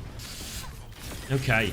Young and Beautiful, 115.51 meters down, and as we all know, this is Avril Theory situation, so if you want to get a quick nap in over the next 5.5 minutes, now is your chance. Hoping our production here can get us a cheeky replay of that manually situation. Saw him mess it up on Ilios Lighthouse before, so it's starting to become a pretty upsetting body of evidence against manually in all of this. Now, Kitsune Rush comes out from Hanbei, pressure onto manually. ASC can't just about find the connect. Alex has got a tracer gap somewhere on point as well. Now just have to avoid too many trades, but already losing Neptune. Talisman is going to say Windows key. Excuses. Talisman, it wasn't my fault. It's the keyboard's fault. Gets taken down. Alex now onto the back line, trying to finish off Hanbei here. Hanbei's battling away, but Alex had the recall. And Alex should be good for the cleanup here on both supports, looking for this Lucio. Maybe not, actually. Noel's going to be able to get out, get the last bit in his beat charge as well. It was 100 meters, but the other team got less. 100 meter lead, but the other team got less than 50 meters. There's a lot of conditions. Be available for Narwhal now, advantage as well. Spot onto the Sombra for Talisman, who continues to try and play this flank position, find individual value. Polaris is being forced to anchor the point a little bit. Slam's going to come around the corner, big slam onto Neptune, who manages to latch onto a wall, Spider-Man their way and climb to safety. Slow it down a little bit, Dreamland. Eyes on this Sombra. Juice nearly has the EMP, but probably one more cycle before we get this last bit of ult charge as well. Trying to find it. Pella's going to go first with the minefield though. They back up into the corner. They've kited all of these mines, but are a little bit pinned in. Young and People need to find a way out, but the EMP is ready. Next time the ball comes for this, but the payload has been stolen. Juice is running back for it as well. EMP over top with a self-destruct. Does allow the remake to go through, but no kills. Pulse bomb, but recall available. Alex will get away from that one. Talisman going for the gap too early. Low HP Sombra in front of him. Low HP Lucio in front of him as well. Can't find the blink melees, and everyone's going to live on the side of Young and Beautiful. This is the chance. This is the opportunity. A clean fight win. Young and Beautiful can finally put meters on the board. But they need a lot of fight. We need big manifestation here. The EMP led to one fight win. Now they need to try and convert this 2 versus 1 support advantage. Can't take too long or Hanbei will catch up, but This is the timing they need. Pressure onto Hanbei already. Forces the TP out. Kitsune rush on point as Pella goes running through. Icy Sniper going to try and focus that attention forward. But we need AST to find a connection to a meaningful target. Alex is looking for a setup. Marked out by the Lucio. AST still up there, but can't commit too much harder. Doesn't have the bomb just yet. And now, actually, getting caught. Cleanse come through. D-Mech is there. AST punished for bomb. Actually, no, the beat is good, actually. The beat is perfect. Now looking for it. Manuel's going to get their own beat back. Walks back in. Neptune finds it. Hat comes out from Juice. Forces him away. Payload moving away from the cap now, and ASC can't get back in. Disaster now. Tank is down. Neptuno. Talisman going to find free. It falls apart, actually. A late kill onto Pella won't make all that much difference. Sombra and Trace are still stuck behind, looking for a 2v1 here, and Narwhal is going to regret taking that. Hanbei comes to deal with as well, and maybe the DPS can just do it all, honestly. Alex and Juice are just doing it all, but the robot is moving away, but it's manually on point. That's not who you want. Rico has been forced out here, and manually's going to die on point. Alex is still here. Hat comes through. Pella's been cleared. Juice and Alex are just doing it all. 2 players versus the whole of Dreamland. No problem. But will Alex die late? More pressure coming through. Will Juice die late here as well? Desperate TP back, gets the mini, gets back to the team. They keep getting more kills. And Juice and Alex, this is a miraculous clutch. They have pulled them back in. That is checkpoint of Alex and Juice's heroics. All of a sudden, Young and Beautiful, they nearly have another EMP. How loose can this Juice get? EMP ready to go. Need to nail this one. Dreamland have built up to a decent amount of their own ults as well. Pella looking for their mine timing. Hanbei with a Kitsune rush as well. Juice still needs 4% for this EMP. Trying to get the last bit off the ball, but has to back it up. Cloaked up 98%. Virus will go wide. EMP is available. Cloaks in. Goes for it as well. Hanbei is low. Where's the follow-up? Mines come through. Only 1 kill out of that EMP. Boot off the map as well from Pella. And it's better. It's closer. But Dreamland have found the stabilization. They're going to hunt out these final kills. Pressure onto Icy Sniper. Pella's obviously got 1 billion health to deal with. Should be able to get the late kill here too. Dreamland are able to stabilize. Beat in the back pocket. We are entering the final minute. But honestly, Young and Beautiful, they have got it in touching distance now. Much more winnable than it was before.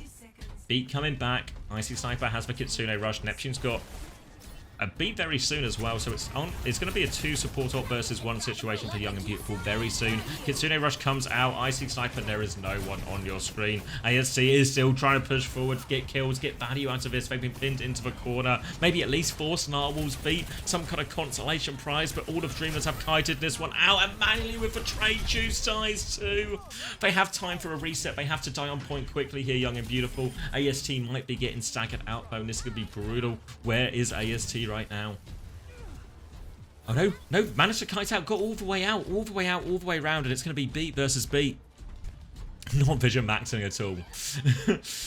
AST's got eyes on the ball, forcing Pella back for now, but it's nearly another minefield. Narwhal with that beat. Neptune has the beat to manage, but they are out of time for errors. Overclock comes through from manually. Neptune dies with the beat. Not at this juncture. A beat from Narwhal. It might be too much. ASC with the bomb. Can they get the remake? Pulse bomb comes through. Does get the remake, but the payload's moving away. So much damage onto ASC. So little Matrix. Beat coming back from Neptune now. Catches just Alex.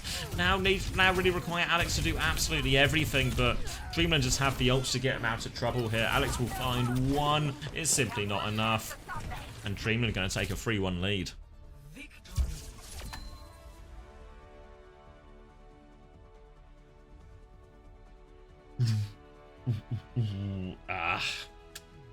You know, at the end of the previous map, when it was a pretty after the disappointing defense from Young and Beautiful on Circle Royale, it was just this worry that it started to slip away from them.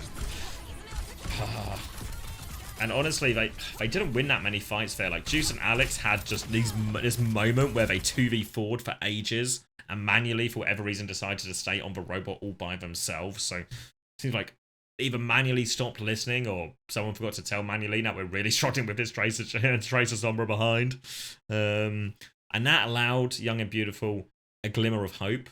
But other than that, they struggled in a lot of those fights. Struggling to deal with the ball. Struggling to find value out of these support ults. You know, Neptune dying a lot of times before being able to get the beat off. Icy Sniper, again, so Kitsune rushes without any meaningful target to go on.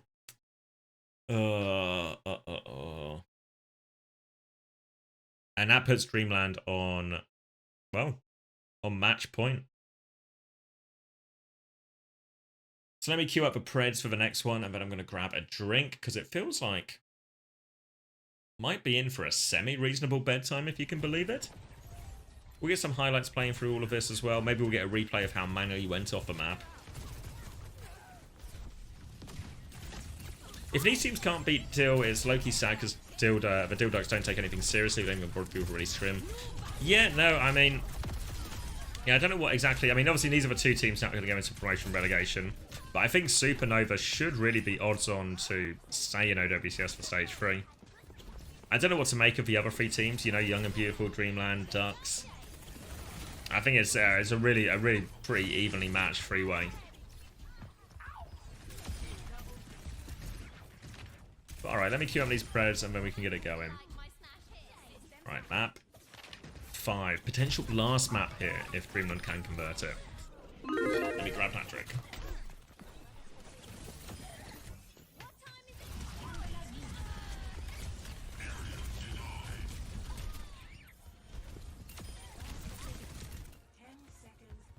This ends now.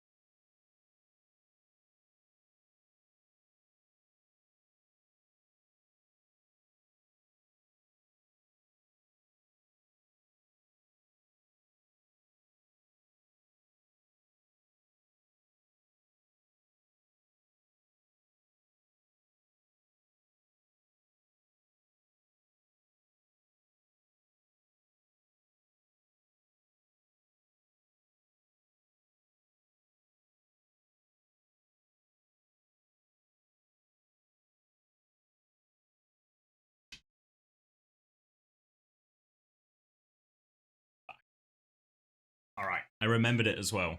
Remember the conversation we were having before about why we got onto the Viagra conversation? If you've just arrived right now, you're probably a little bit confused. So let me just show you this image. And obviously all the normal warnings, I'm not really meant to show this stuff, but the image is just too funny, okay?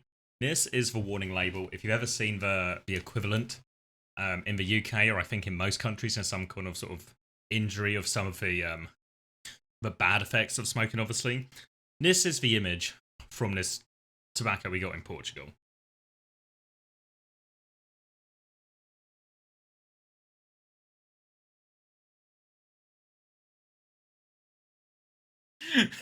Obviously to warn you not to smoke around your children, but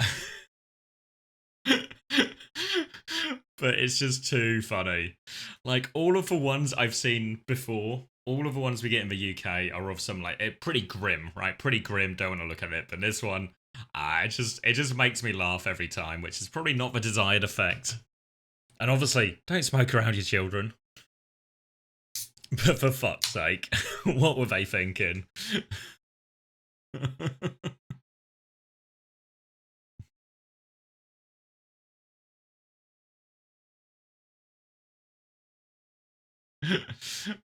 Can't be helped. Can't be helped, I guess. Ooh, pardon me. All right. And potential home stretch here. They're being inclusive. Baby looks cool as hell. Oh no. It's created the opposite of... Oh, I've got hiccups now. Created the opposite effect. No, the baby was sad, guys. The baby was sad.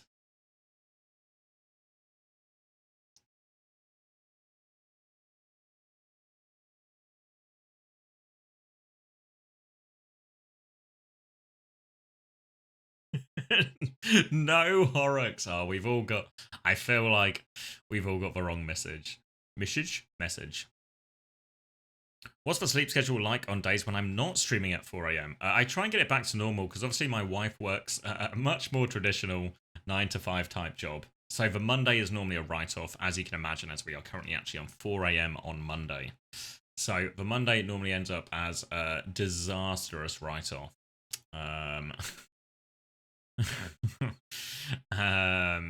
Kids a different type of diet, fuck's sake. Yeah, so the Monday's normally a big write-off, but I normally still manage to go to bed at a normal-ish time on Monday. I try to get up by at least like 11 or midday or something, so my sleep schedule's not too fucked, and then still a relatively early bedtime on Monday, and then just get back to, like, you know, wake up around 8 AM, have the day, bed at a normal time. It's kind of the reason I don't stream that much during the week, just because I try and reset that sleep schedule. And it's normally a bit easier with like recording uncoachable or interviews or whatever I'm doing, to do that around a more normal sleep schedule. But yeah. Yeah. Traditional 9 to 5ers rise up. I know. I'm awake in 4 hours. Perfect. Yep.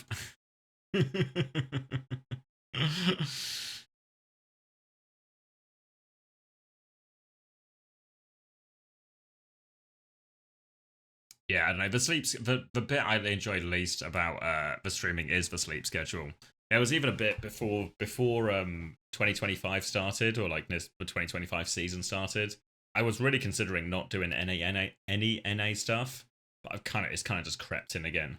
Because then I was like, oh, I'll do EMEA, I'll do Korea in the morning, EMEA in the evening, and then I can have like a, you know, still a busy day, but I can still have like a relatively normal sleep pattern. But it's not too bad most of the time, because North America can finish about midnight or 1. So the Sunday's still a bit rough, but it's a bit more manageable. But these FACEIT games have been actually like... This has been the biggest struggle I think I've had so far this year. But maybe Dreamland can do me a favour here. Would like a young and beautiful fight back make more of a game of this final? But it felt like these last 2 maps, the gap has been getting bigger and bigger and bigger. Yeah, same page actually, honestly, Horrocks. I was saying this to Unser earlier when he was talking about Young and Beautiful being back, and I was like, it just feels wrong to see them in North America. Pretty sure South America is even more edged than it already was. The organizer for a lot of the minor South American tournaments is dropping out entirely. I mean, that's sad to hear, but maybe also inevitable. I think, if anything, I've only got 7 seconds to get this opinion in, but I said the same thing about Pacific when people were sort of complaining about support for Pacific and the smaller regions. I think actually, like, the size of our esport, minor regions, it's really hard to exist in these small esports. It has to be pure love of the game and passion. It's really hard for them to exist in a meaningful way. So it sucks, but I think there's no solution for them. Anyway, Kings Row, potential last map. Dreamland looking to win FACEIT Masters playoffs on this map right here. It's going to be BAP, Lifeweaver, Ram for him. TP onto the high ground initially from Young and Beautiful. The Lucio ban going to force both teams to play slow. Better for the BAP, Lifeweaver, but the Sim TP allows Young and Beautiful to still be pretty mobile, pretty aggressive. Let me get those Preds closed down, respect. Alright, 53% for Dreamland. TP around, keep trying to rotate. ASC's making some aggressive moves. They're trying to pivot away from all this danger, Dreamland. And Ram comes to meet Alex in the face, so he's going to TP away from that. But in all the chaos, ASC has swept the backline. 2 kills, making out 3, including the Ram. And they can get themselves on point now. Looking for some late kills if they can find them, but Talisman has got all of the way out of there. And Young and Beautiful with a quick first point. It's okay, South America are still the goats of Rainbow Six. True. I mean, also still good in the CS. Not the same level as the Heights they once hit with that Luminosity roster, but they're still in the mix.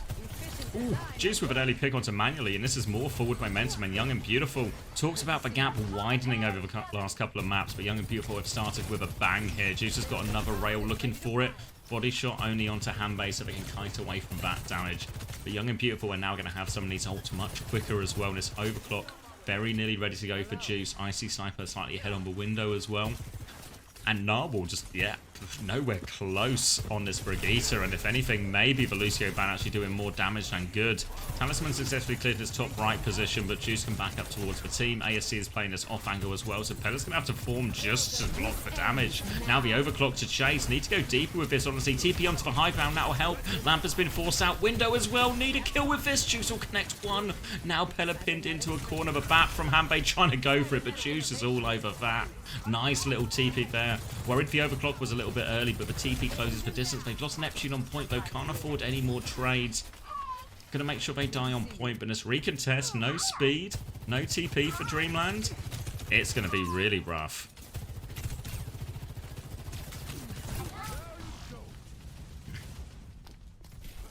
It's not just gonna be rough, it's gonna be impossible. And that second point, whew, 5 minutes, 20 seconds. Young and Beautiful full steam ahead. Still got a rally advantage, got a sim wall as well. Talisman trying to get up to this Blizzard, but a little bit far away. And Young and Beautiful, great opportunity for him here.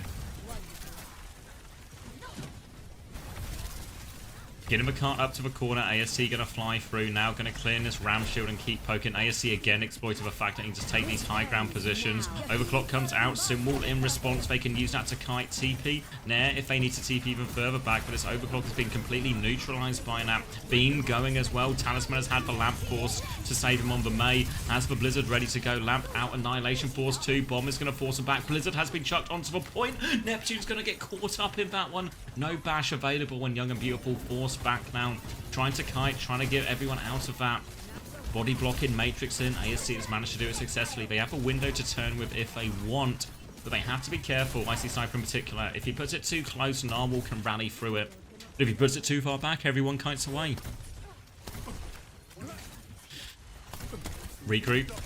And another attempt for Young and Beautiful. Orisa swap now with AST. Off the Diva, more head-to-head. They're going to get the TP flip to clear that side position as well. Force them all the way out. Pella's now got the angles against them, so has to back this one up. They're trying to fight. Full pocket going onto AST as Narwhal is keen to hold that position. Ram going forward in main. Rally on the left as well. Big bash onto Neptune. No kill just yet. They're still pushing forward. They do get Icy Sniper in main. Push on both sides, and the rally advantage is converted. Icy Sniper, not even a chance to invest in that window. So Young and Beautiful will reset, and Dreamland get more valuable time off the clock, but now no ults for this next fight. Overclock and window. Chance to clear a lot of space, but at least Dreamland can hold this forward corner. They got space to kite into. Slow in the backline gets a lot of damage done. Window and overclock still available. They're clearing as much space as they can for free. The TP onto the high ground from Alex is an annoying angle. Overclock is out now. Body shot onto Manually. Damage onto Pella. Slides in looking for more. Only a Ram to shoot at. Actually slides backwards as well. So Juice going to have not too much to look at. For window to keep pushing though. They want to find more kills. Pushing forward but nothing with that rail. They've separated the Brig. Where are we going? Narwhal. Narwhal will die behind. Player advantage. Hanbei window back in main but nothing coming of that. Annihilation are now available for Pella. Chance to stabilize this one out. Walking forward with the symbol. Pushing for it. Pella gets an important kill onto Alex. Terror Surge converts 1. Now the Annihilation, but Pella is solo. They push for the kill. The Annihilation goes down. Talisman doesn't have the Blizzard yet. They are trying to survive Dreamland. They have to go for a late contest. Javelin back into spawn. AST can make this touch an absolute nightmare. Talisman's going to walk to get close, but booped away. They can't get it in time. And Young and Beautiful, big recovery here. Score 0-3. Switching sides. Yab heads back. AST is hungry. Match. Yeah, denied for touch. Pharaoh was so difficult against the Orisa. And we saw Dreamland just suffering. The fact that they had such a slow comp, no sim to make up for the lack of speed from Lucio, no Juno in sight, just meant that a lot of the time when they were losing fights, getting staggered out a bit, or, you know, giving away a lot of free cart push, they just didn't get the normal number of fights you would hope for in some of these places. Really, third point was the only one there was any proper resistance. And now, Ready for need to go to sleep, but how can I? I know that feeling, Ben. I know that feeling. The second I said, we have to go to bed at a reasonable time. I mean, reasonable's not quite the right word, but a more reasonable time. Currently 4 AM for me. You knew you had to bet on Yab. Maybe I jinxed myself. Maybe I'm my own worst enemy.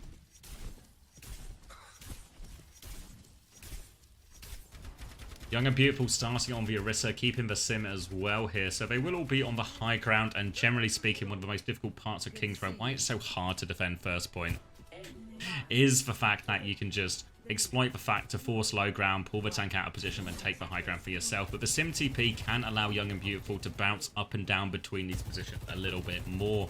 Juno Brig is the choice now for Dreamland. They realise they need some speed, need a bit more opportunity to kite out in these situations or play more aggressively. Pella's going to start by forcing the point, peeking to try and poke him back. AST is going to drop for that one as well. Juice is going to drop for a more aggressive angle as well, just poking back.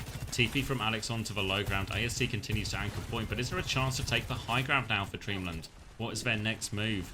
Still on the low ground is Pella, actually. The other four have taken high ground. Alex's TP is going to expire as well, actually. So stuck on the low ground instead. Young and Beautiful are going to try and push out on this right-hand side. Neptune is killed manually. How on earth? Alex is just going to right-click Null from across the map. And it's easy. Dreamland seemed a little bit uncertain of their next move there. They forced AST to drop, but then never went up to the high ground. They went there with... Well, I guess they did. They went there with 4, but without their tank there, it's much harder to clear those inside positions. No, not a sim OTP, but does like to play a lot of it where they can. Juice starting on the high ground. Young and Beautiful have just reset to the good positions. And look at Alex's ult shard. Sim wall going to be the first soul on the board here. This is going to put Dreamland in a difficult situation. Still need to do a lot of the same things in principles. We're actually going to get Talisman behind. Recall's been forced, so they're backing it up a little bit here. Now it is Pella solo taking the high ground, but AST will be playing bodyguard, not letting Pella up those stairs. No point pressure at the time either, so Young and Beautiful still comfortable. Pella's going to have a hard time getting out of this corner. Now the point pressure starts to come in. Slow onto the Orisa, but Pella is just getting pushed back. Trying to force a form out. AST will get that one, backs it up to the corner. Trying to punch their way through this, but so difficult to make meaningful progress. They are approaching it tick though. It's Talisman there, but the symbol comes out. They're trying to kite this one out. The chase is on, but the chase is difficult. Pella's been separated. Young and Beautiful decided that's the isolated target. They're running for Pella right now, but Pella is making their way up the stairs. Looking for a boop in. Javelin goes into the shield though, so Pella manages to get round the corner, getting shot from all sides here. AST is going to drop in very aggressively as the fortify to keep going. Javelin onto it as well. Lamp to help AST out of this one. Window in play. Double pocket available, and AST will be topped up to full. A little bit messy there. Didn't actually find any kills, and AST is on the low ground. Have to be careful here as Dreamland are going to slow it down, build up to their own ults. That is 2 ults for Young and Beautiful and no kills. Rally comes through from Neptune as they look to continue to try and push the advantage. Where are we going? Narwhal straight into Juice. Trying to kite a different way. Overclock and Annihilation to turn this, but look at AST go. Terror Circle's invested. AST will get betrayed before going down. Is tank advantage. Pella's going to try and walk forward towards the point, but getting peppered from too many sides. Dreamland just need to slow it down for a second, get their respawns, get to full strength, and then double support out on the point. Young and Beautiful, they need a juicer right now. Overclock ready to go, full rail in hand. Slow is out as well. Juice swinging for the wider angle, just looking at it. Dink onto manually now. Another dink as well, but can't find the kill. Gets him pocketed up. Overclock is ready to go. Ray is there. Narwhal or Hanbei in sight. Can't find the connect for that one. Drops in, looking for it, but the Ray is still there. Sees Narwhal. Narwhal's going to pop for Rally to live. Talisman has found a kill in the backline as well. Slow onto Alex. Not enough value out of his overclock. We needed heroics. and we weren't quite able to find it. They're going to flood forward onto point to die here. Juice backing it up at the AST anchor's point, but can't win the duel with manually. And AST will just be dying as slowly as possible, which is not that slowly at all. On point. Dreamland, they get the breakthrough, but only with 20 seconds to spare. This is a significant time of the clock, and Young and Beautiful full capped. Escort the payload. All the ult spent as well, and that was double support ult in the end there. AST going to go onto the Ramatra mirror. So, was always a bit of a worry when you play the Ramatra mirror if one of the teams is on Mei, that Mei will scale. And actually, you see Talisman off the Tracer back onto the Mei with that ramp swap as well. So, staying a step ahead of Young and Beautiful here. Once that Mei perk is online and they just give a freeze from the left kick, the Ram is going to have a real hard time for AST. But still a little bit to go then. Window from Icy Sniper available now. Window's quite aggressively. Dreamland are going to try and go through it. Lamp comes out to keep everyone alive. Ice Block being forced from Talisman in a very treacherous position. No way out for that. Pillar is completely separated inside as well. Shield, or TP up just for the extra shield. Trying to throw the right clicks in here. They keep trying to swing, but they are a player down. Pillar wants to fight, getting close to that annihilation. But they have a symbol if they need it here as well. Full beam coming out, trying to avoid that. Punches come back. Overclock through from manually, walking through annihilation. The chase is on. Can they find him? Looking for it. Juice in the corner, misses the shot. Juice slides away. Juice is going to live. Unbelievably, Alex saves him with the help of that symbol. Manually can't find the finishing blow. And Young and Beautiful able to move forward. Full beam going. Alex plays his life a little bit with his extra shields. Mainly just use them as an extra pocket or more than anything else. And Young and Beautiful cement their hold at this choke. 1 minute 20 seconds left on the clock, and it is getting tight for Dreamland. They nearly have Blizzard, they nearly have Rain. These are good ults for the next fight, but AST can equalise some of it with the Annihilation. Neptune can even play aggressively with a rally here, especially into the Ray. Jitters, jitters, jitters. Hopefully those are just in game and not IRL jitters Pillar is having. It's going to be a rally to start it from Neptune. The Ray is going to come out in response, but AST, they've just deleted them in this Ray. The Ray is meant to be more powerful. The Blizzard is out, but AST in the corner gets out of that one too, and this Mayot has been wasted. They do have a trade on Juice. That will make it easier. They need to avoid any more trades. Pillar is low, trying not to get traded late. Pillar's got back out to their team. But we enter the final 44 seconds, and Young and Beautiful, they don't want to leave this choke. They have the Window. They will commit ults to try and hold his position. Window comes through, breaks the wall very quickly. Dreamland are forced to DP, but some of them have DP'd into Library. Chance to push that one, but actually, Young and Beautiful, a little bit flat-footed, happy just to get the time. Overclock now from Juice from the high ground, looking for something. Will be trading back with manually, can't find too much damage. Juice is going to try and go left with it here, looking for it. Juno walks into it, Hanbei's going to die. Straight into that one, Annihilation trade on point now, but Pillar's got worse HP. Novel's going to use the rally to try and turn it, but another flank from Juice, so much damage. Pillar trapped in the corner, shield is up, but it is getting beamed down. Nowhere for Pillar to go, and Juice will finish that kill as well. Huge plays from Juice as they TP forward, looking for these kills. Desperate trade attempt from manually in the Bap's face, can't find it. We're into overtime. Is there even another touch? And it is a King's Row with authority for Young and Beautiful.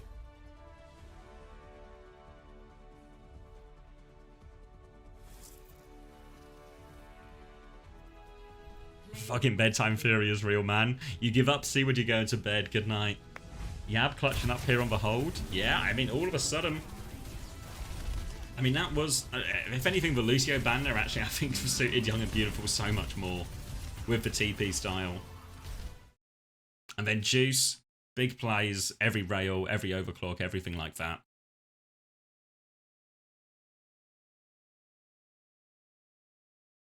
Yab get one back.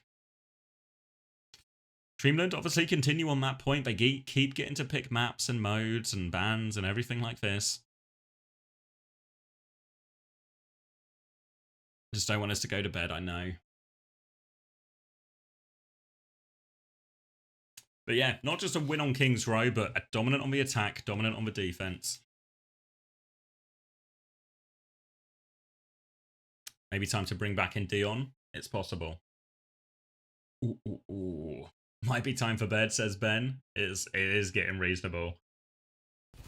It's starting to feel like we might be going a while. I mean, we've been going a while already, but we might be going a while.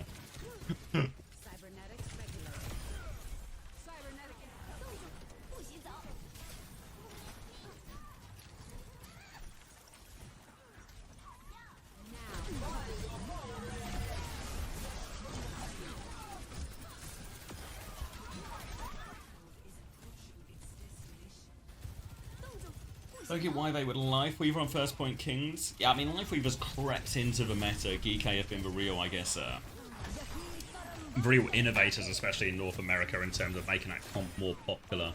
And the Lucio ban does enable it a fair amount, but yeah, I think the sim is... I mean, we used to see it, SSG, last year's SSG, the sort of like the Haddy, Backbone, Chris version, used to do it a lot, especially at the Esports World Cup with the bans, where if Lucio was, they would go to Circuit Royale, they would ban Pharah, leave the support open, they'd invariably suffer a Lucio ban, and then use the sim as a sort of a makeup for that, essentially. What maps are available? Oh, quite a lot. I can bring you up a pool while we wait. But basically, what map was that? Map 5? Refresh. Well, yeah, that's map 5. Kings Road just confirmed. So it's now everything except for, I think Hybrid and Escort are still combined. So I think the Flashpoint are not available. So, yeah, so we can go to Control, we can go to Push, we can go to Escort, anything that's not been played already, basically. Yeah, actually, no, yeah. Yeah, that was map 5, so anything, actually, yeah. What's going on for rules in South America? I've only briefly read the 44-page document, a quick AI summary as well. But it seems like Leader have been provided a series of exceptions that a lot of the other teams don't feel is fair. Yeah, read in inverted commas is correct. I've read bits of it. Yeah, so it seems like pretty steep accusations. Seem to be pointing more towards negligence than any malice, but obviously at a certain point negligence does become malice, even if it's not intended. Is that true, or have I just butchered the definition of malice?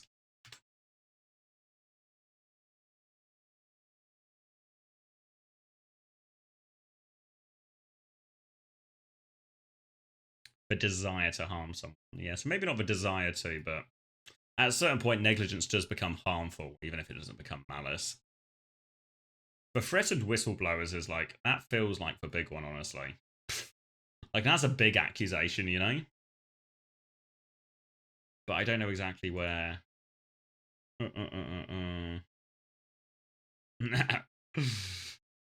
Important to get my words right. Suspicions regarding competence as the actions taken by the players need, but only possible with FACEIT stuff. Yeah, I don't know. I think, what's the law called where it's more likely to be stupidity than or incompetence rather than active intent? There's a PDF. Yeah, the PDF, it was posted in my Discord in the OWCS channel. I don't know if there's like a if there's a wider link to it somewhere. The fact that Luca was on this team at one point.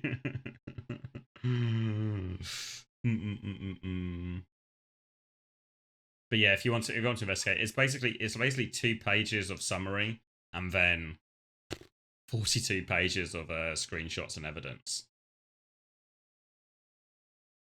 There's some booster accusations in all of this as well.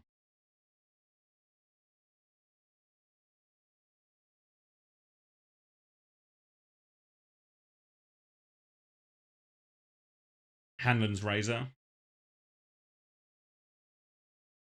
Yeah, and that's what I'm thinking of, yeah.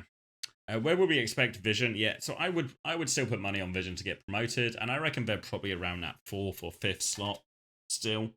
I know it's been a little bit less convincing after their weaknesses here, but I think I think Genji and TU still have criminal negligence. Thank you, actually. That's the right term for it. Thank you, Fairs. I feel like a lot of it depends what happens with that TU roster and what happens with Genji and everything like that. Yeah, and when they did lock in versus Anomaly, they were dominant. Even if there are still some questions about dropping that map. I think what's going to be toughest for Vision is all the comps they want to play are really weak against Diva teams. Oh, I paused that by accident. And the problem with being weak against Diva teams, if you find yourself in EMEA, is there's a lot of Diva teams. A lot of Diva teams. So I think Team Vision might find themselves quite often in poor matchups. You know, TM, Alcad, and TM. Wait, TM, Alcad, and who am I missing? Sorry, Virtus Pro. All very good at Diva. All very good in those versions of the matchup. So potentially a little bit quite tricky for Vision in terms of the matchups they have to play. But I think Vision are also going to get boosted a bit. Now AMDP is going to become available. No news on it, DeBees. Really, Chris is cool. We'll see what happens, but it will come sooner or later. And I guess we'll get some of the gorier details. Yeah, I think that's probably fair, Infamous. Now, they won't get close to the top 3, I don't think. Even though they do have a couple of map types are really strong for them, but I don't think they crack that top 3. I think they are just in that sort of 4th to 6th type battle. You know, I look at teams like Peps, and I was like, actually, Vision have a great chance of beating Peps. What happened with Red Esports? I don't know exactly. I've seen some sort of, I guess, memes about it, about like Reds have basically just scammed them. And then Anomaly came through and saved the day.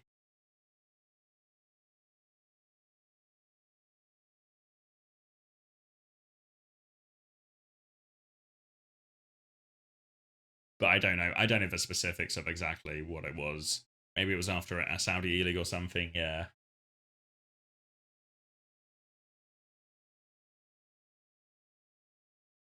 Don't really know about Anomaly. We're going to Gibraltar next if anyone... Wait, did I put the Preds up? No, some kind of fraudulent streamer. Alright, Preds up. Gibraltar is the map. Let's go look at Anomaly. Anomaly. Esports. Esports. Oh. Anomaly Gaming. Is it just a Twitter account?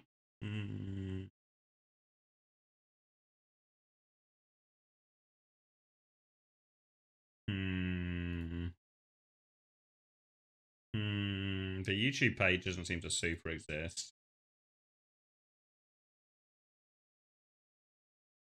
I'm just back on Twitter. This isn't very convincing. Established in 2021, no website. Call of Duty says it's got 1 3rd place.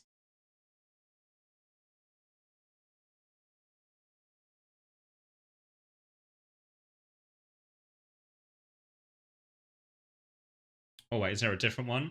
Oh, okay, maybe I'm just on the wrong one. Oh yeah, this is followed by some other people. Fear the unknown. Competing in Overwatch Esports and FACEIT.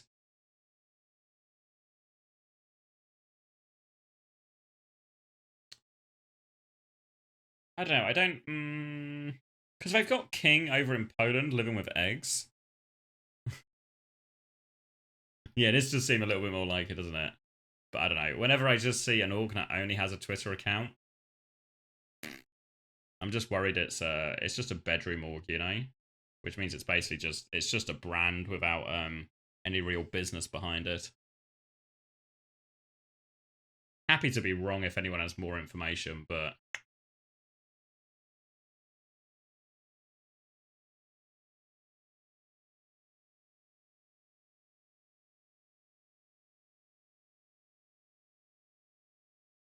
yeah, I mean, there's nothing inherently wrong with bedroom orgs, but I kind of just think that they're kind of like a... It sounds cruel, but like a waste of time almost. Or it doesn't mean anything, I guess is a better way of saying it, you know? Like what like Fefe has done with Peps, that means something. That's something real. If it's just like a Twitter account and no one's getting played, you know, it's nice that they get a bit of social media and promotion, but it doesn't really mean anything in terms of... doesn't really mean anything in terms of like health of the scene or anything like that, you know? What type of stuff typically convinces you that there is more than a bedroom org? Salary is probably like... Salary's like the easiest go ahead. That there's actually some money behind it. It's an actual business. Something like a website goes away to proving that as well. Even though I know like a website is yeah, anyone can have a website type thing. It doesn't cost that much.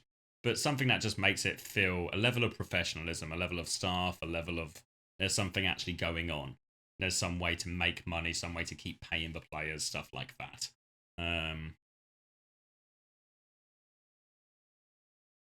Just another backup org run by Chase and a few other people. It's a side brand for fun. Oh, okay. Yeah.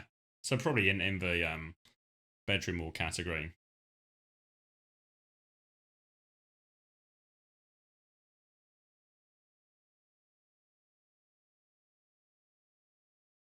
Yeah, like if like the difference between, I think the big difference is just like a bedroom org is essentially just like a volunteer institution, and an actual org is a business. You know, like Peps is a business. Like Fefe runs a business with Peps.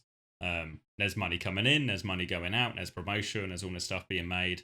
Whereas a lot of orgs that, you know, and I think it just happens it like in, I'll use CS as the comparison, as even though I know CS is like the big dog, but like in CS, bedroom orgs are kind of just all sort of, there's enough real orgs that they're just kind of laughed out, you know. But with Overwatch, I think because we've got, I guess, so little orgs, or it's so slim, people sometimes sort of cling on to it, and cling on to some of these ones. You know, like Timeless is probably a good example. EXO as well. Where it's like, you know, I mean, with EXO, there was a little bit of like, one thing I don't like, and I think bedroom orgs do have a tendency to do this, not all of them, but some of them, have this tendency to almost like act above their station, like act like they're a real business. All this talk of bedrooms making me tired. Yeah, but act like they're a real business when they're not really.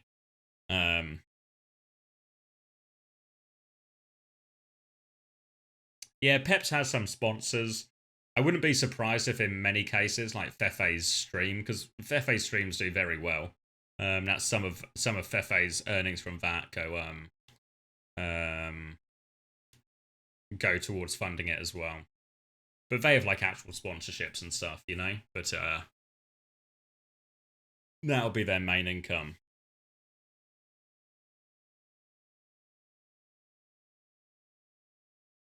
But I don't know any of the specifics now for Fefe. I'm just sort of spitballing. But my guess would be, you know, his stream is actually quite big and consistently does very well, even when he's not just when he like for example, my stream does well when there's big games on. But Fefe's stream has like a much higher baseline than mine.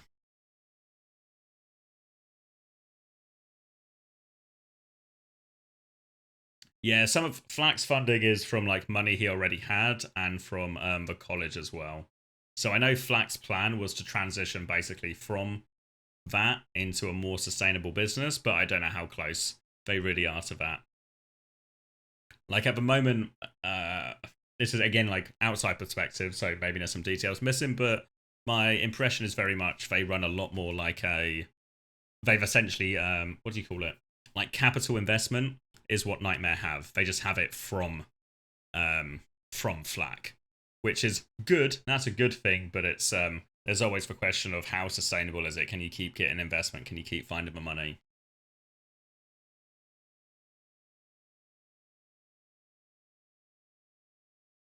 Like if you were to ask me how sustainable I think Nightmare is, I'm not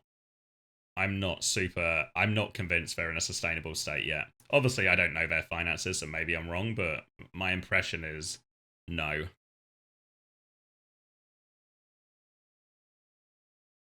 Yeah, I don't know the details of what happened on with LoL, but I know they had like big ambitions and it didn't work out at all.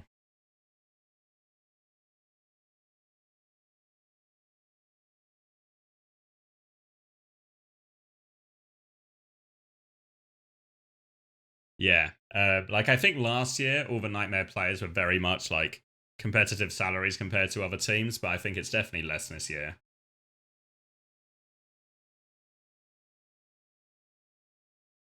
You know, like a big reason why that original Nightmare core, GK and stuff, were able to or were looking to explore options is because it was just going to be a big salary boost. You know, they were going to move on to full-time salaries. And I think obviously you look at the quality and the results that team has, impossible to argue they don't deserve full-time salaries for that, you know?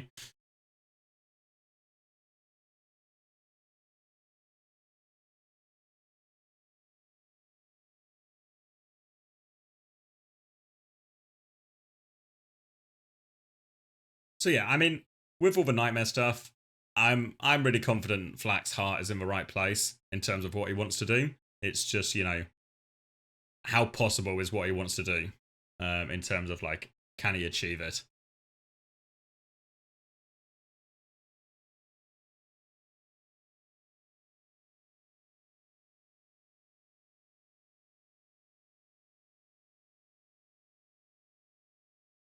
Rad's fanting is pretty much just Blitz. What's Blitz?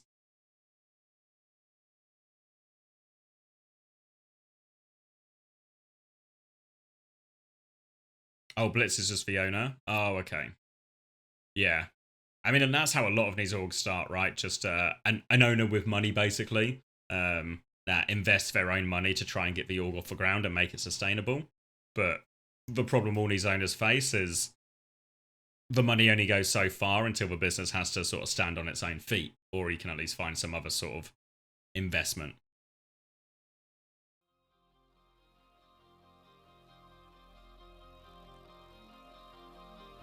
And, well, that's the hard bit, right? That's the hard bit. Alright. Bedtime Theory to be put to the test once more. Once more. Gibraltar is the choice. Ball on the defense from Dreamland with Bap Lifeweaver again. D.Va is banned though. Young and Beautiful fell into a classic. Well, I've actually done. Don't know why they banned Brig. I guess they're just gonna play Kiri Lucio. I guess Dreamland can do that as well. But either way, Dreamland have taken us to Gibraltar and banned the D.Va, so makes a pretty good amount of sense, right? They can get away with trying. They're gonna try and get away with playing this Bap Lifeweaver again as a result of that D.Va ban. The Hazard, we've seen struggle on Gibraltar quite a bit recently, just in terms of the map so bloody long and big. Can they find it? Can they find a chance for ASC to get meaningful connections onto this Bap Lifeweaver? Again, the Bap Lifeweaver, the advantage is they've both got these get out of jail buttons. For now though, just a point force. I will say, one of the downsides of Ball on these hybrid maps, especially on the defense, is if you can just get dragged to point by this Hazard team, we're going to have a bad time. But if you can immediately kill the Hazard and therefore don't get dragged to point at all, we're going to have a good time. So onus on here on Young and Beautiful to find the correct balance between finding opportunities to force point and try and drag Pella and into positions that they don't really want to be in. And then also the combination of finding opportunities to actually connect on the backline and do the kind of 5-man dive type stuff that Kirilusio's like. For now, AST just going to wall onto the high ground, mainly trying to clear space. I feel like Juice is going to have a hard time keeping up with a lot of these rotations as well. AST has taken a lot of damage, but the payload is just about moving underneath now, and Dreamland are going to back it up to the next corner. Just going to slow it down. Juice actually nearly has a bowler shot ready to go, so an early opportunity if Juice can get anything going. Honestly, Juice will be one of the strongest performers, but a slam and a clip will finish off Neptune quick. And that's going to be a reset onto the high ground. They're still kind of committed, but Icy Sniper, limited peel available here. Juice has forced the lamp already and nearly has that bowler. Very spread out at the moment, Young and Beautiful, as they try and group up. Pella's going to come back, boot in onto that Freya. That's an easy kill for Manually in the end. Now the jump down. AST trying to stabilize, and it's Icy Sniper with the Suzu, and they are just getting picked apart right now. And this is a pretty rough start for Young and Beautiful. Remember, they have to win this map. You've missed the emergence of life with a Horrocks. But this is looking very rough for Young and Beautiful. They have to win this map to keep themselves in this grand final. They've only got 2 minutes, and Dreamland are coming up to 5 ultimates. Talisman continues to anchor the point. Swing out from Juice despite taking that arrow, and maybe you're going to regret that one very quick. Sent to the respawn queue when Young and Beautiful can't get anything going. Neptune falls. Still a while before Nisby. Pulse bomb out too. Converts the kill onto the Hazard. More staggers into spawn. Another kill onto Icy. Juice a trade onto the Tracer.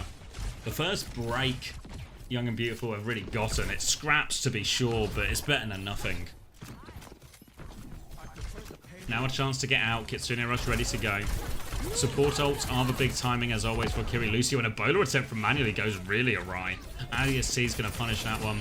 Mines onto point. They can float away from that. Juice has to be careful not to float into more danger. Bab, Lucio, mines below. Juice just about gets out. Skin up their pearly whites. They're just about able to slow their fall.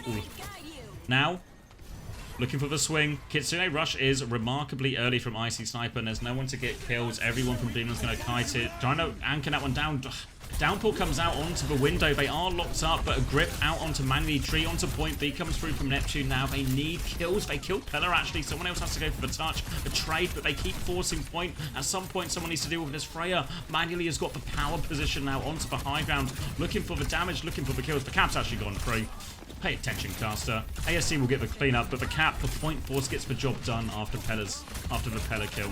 And this is the advantage Young and Beautiful need to exploit a little bit more. They didn't find the cleanest dives onto the back line. AST messed up a couple of that wall climb. But now a break for point force, and they get the early hold. Difficult for Dreamland to get position here for their backline. This Bap Life Weaver are going to have a really hard time coming out top. We're actually going to try and play through point first initially, Dreamland. Just try and pull resources away from Young and Beautiful back towards point. You see Juice is going to turn for that one now and has been cleared as Manually swings, really trying to push this, but full pocket. And now they're both going to retake high ground. Manually has to be the one to be careful. Forced onto the low ground, but no arrows connecting for Juice. Chance to go again. Lamp has been forced out by that wall. Bowler's there as well. Bowler does finish the kill. And now Juice finds the impact they were looking for. Pella's going to come out onto Juice. Needs pocket, drops towards the point and the mini. Will group up. They've killed the Tracer here. ASC has died on point though. That's going to stop Young and Beautiful's progress. They might have to reset here. Still looking for kills though. Pulse Bomb comes out, converts for Life Weaver. Now turning on to Manually. He's low underneath, and Alex is finding openings here. Juice has been traded, but the point is being pressured. Pella is trying to mark it, but also trying to clean up his threats. Talisman is back as Alex tries to help with that one. Respawn's coming in, and yeah, ASC is back in the fight now. Talisman's there, beats out from Neptune. Kitsune Rush as well. Double support ult. Dreamland don't have anything to match with just yet. They're desperate for this tree from Null, but it's so far away. Alex going to come onto this high ground now, looking for this backline. They're trying to feel each other while Pella anchors point with mines, but once these mines fade, Pella's going to be in big trouble, getting forced away from it now. Still trying to contest, half HP. Pella is buying so much time for Dreamland to come back in. Double support ult, downpour out onto the window. Alex is killed Ambe as a result. Locked up on the point and manually isolated on the left. Trying to rotate, no, gripped back to safety. But they're killing everyone on the point. Pella falls again, and now the cap's going to keep moving. Double support ult will get it done. Juice pushing for this one. Manually accepts their fate. And Young and Beautiful clawing their way through this Gibraltar onto third point now. 2 minutes to work with. Means we're only going to get likely one decent shot with this double support ult. But a chance to move the payload up, get a bit of space. Juice with a pick onto Narwhal, that'll help. This payload's going to keep rolling for free. Plays for the trade here, Pellerin is able to get it. AST is actually in quite deep. Walls himself off, but also blocked for heal, so has to just leap back to point. We'll get the cart up to the corner. Alex forced a recall there, the boop and the bolts causing problems. Slam comes through from Pella just onto the high ground though. More bolts making Alex's life hard. Icy Sniper getting closer and closer to the Kitsune Rush. Suzu actually has been used. ASC taking so much damage. Pulse Bomb attempt comes in. Block from ASC, but can't prevent the damage. Pella will get the kill. But we forced a reset in spawn, but now Icy does have that Kitsune Rush. And you can just see how much quicker this Kitsune Rush is charging compared to, say, the window or even the tree. Pella's going to have mines, but this is the opportunity. They have to clear the ball out early. Forced away. Chased out. Pella down to half HP, and now a chance to be aggressive. They're actually still chasing Pella all the way out here. Keeping them on half HP. Chance to walk forward now, looking for this Kitsune Rush. Lots of Ices have been early throughout the time we've watched them this weekend. Need a good one here. Need the aggression. TP forward. Now we're looking for aggressive one. Suzu is out. They lose Juice on the way in, but can they find kills? It's a 1-for-1 trade only. Mines on point. TP into the safe zone here for Icy on the inside. ASC is turning around, trying to clear these angles, clear these players, but Talisman and Pella, they both get back out to point. These mines will pause some time. Bit of jitter as both teams reset, but the stalemate is good for Dreamland. They've survived that Kitsune Rush. Neptune now has a beat ready to go. Still no support ults just yet. They try and turn their attention onto Pella. All of that attention, they will get the kill as well. Worthwhile attention. Juice now wants to swing top left, has the cooldown ready to go. Creeping over it, looking for it. Pulse Bomb in the back. Oh, quit! Grip saves for Baptiste, but actually in many ways pulls the Baptiste into more trouble versus that Tracer. Juice is going to get back onto the low ground. Doesn't want to trade here. Cleans up manually. Now Pella will be forced to point. The bowler just onto a pillar. But the cap is rolling forward. First touch comes through from Talisman. Pella can take over the touch. Half HP though. Falls down. 4.2 seconds to spare. And Young and Beautiful have a full cap. Score 0-3. Switching sides.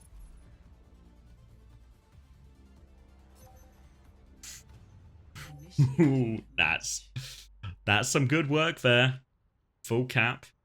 Probably the most success we've seen from the Hazard comp really on this map.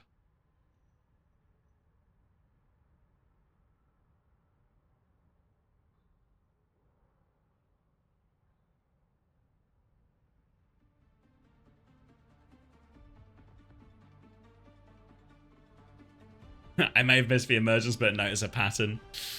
The pattern was the other way for a while. Looks like, though, Young and Beautiful, no need to change. The Hazard seems to be working. Again, the fact that the Hazard can anchor the point a lot is going to be exploited here too. Will be a bit more tricky. There will be more situations of the attack here where Dreamland can threaten the high ground, and then Pella can just sort of 2v1 on point with Talisman a little bit quicker than AST can. Basically, there is a difference in mobility. Pella here can go from playing the point to attacking the back line and swap between the two a little bit quicker than AST, and more easily than AST can. So there's more options there for Dreamland to try and exploit that to pull AST out of position. We saw it earlier when Kartifan was holding the chokes, playing a decent position for the Hazard, but then got pulled towards point, and then all of a sudden there was space to move in versus the Hazard. AST has to try and find that balance. Try and keep the backline under threat. Don't let manually play for free while not sacrificing the backline. Or while not sacrificing the card control. Okay, round to the first quarter, and actually Young and Beautiful just going to back it up. Concede a lot of space early on, not too much interest on holding the high ground or holding that first corner. We'll just be holding the more back position. Give up a lot of cart control and a cart push, but instead play for a stronger overall hold. Vanny's going to try and make their way in. Slam comes through, and Juice is going to get finished off by Pella. There's a dive on the other side from AST, forced out a lamp. They're collapsing now on point. AST trying to hide in the corner, but here comes the assault from Dreamland. Slam comes through. Lots of damage here. Baptiste has taken a decent amount. Ball is low as well. AST tries to reset behind the block. Suzu comes through. They're also low as Dreamland try and push into this. Young and Beautiful trying to stabilize behind the block. They are pinned in the corner. Heals are on from Neptune, and we're getting very fast support ups here for Young and Beautiful. If they can just weather this storm, they're slowly nudging the cart away here. Dreamland as well. Slash comes out from AST, needs to try and survive. B comes through from Neptune. Bowler over the top. No support ults yet for Dreamland. They flood out, but they need kills with this timing.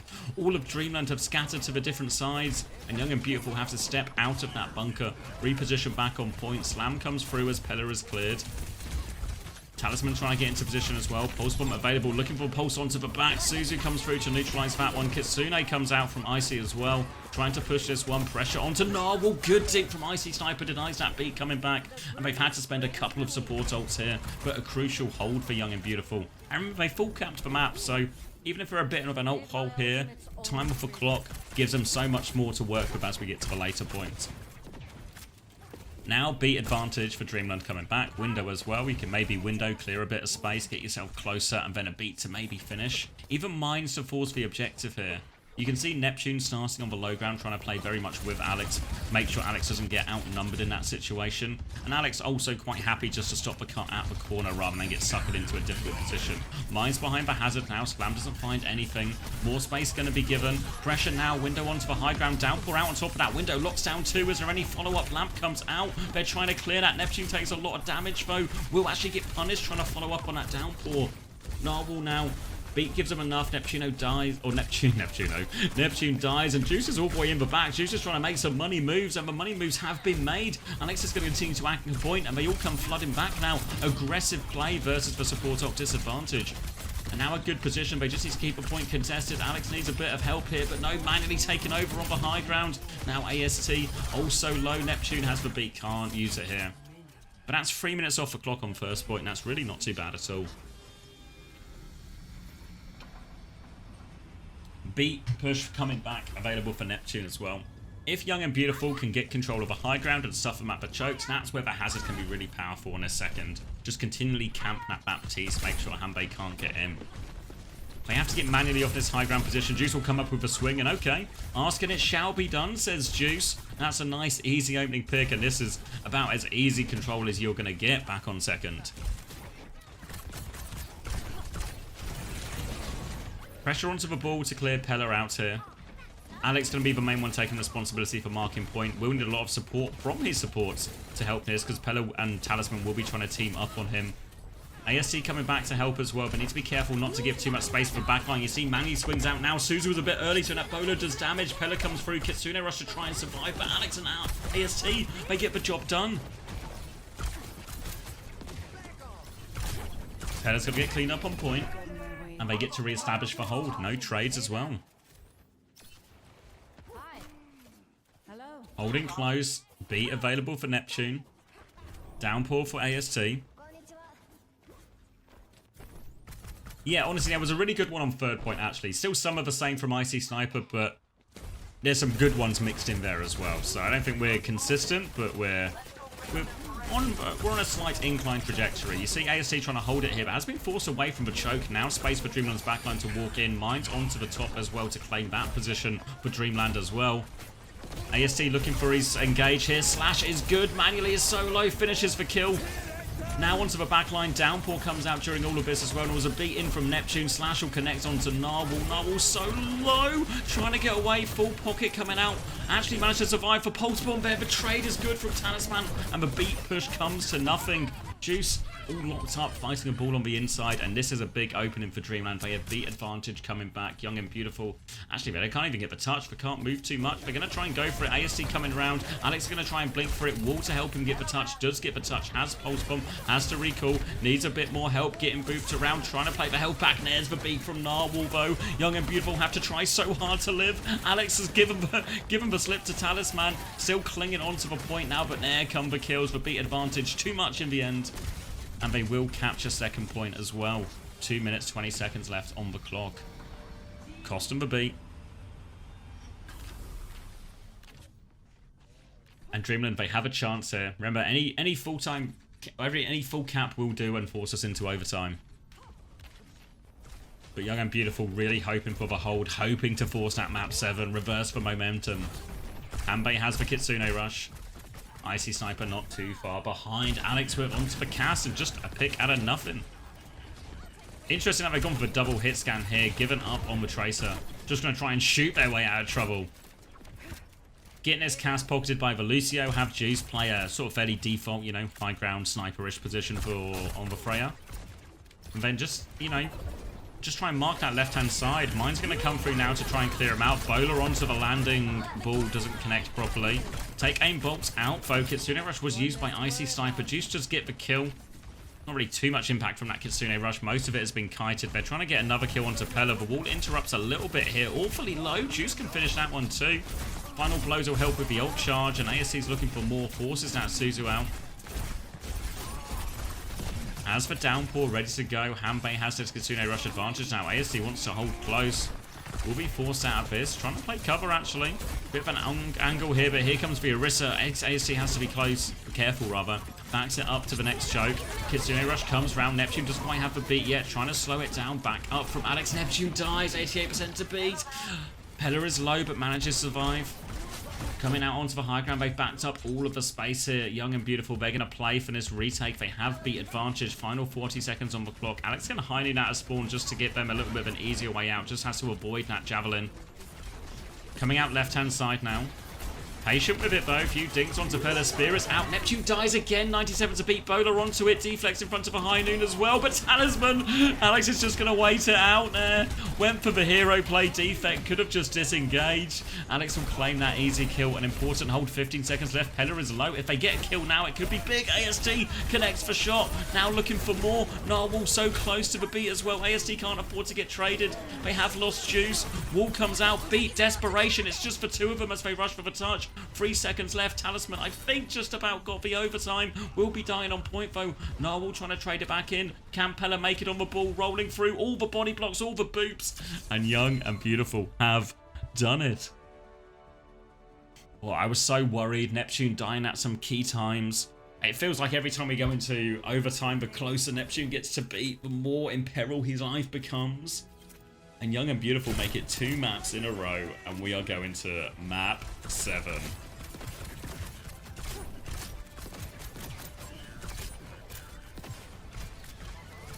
Oof. It's almost 5 AM. Go to bed. We can't go to bed now. Please pick hybrid and draw.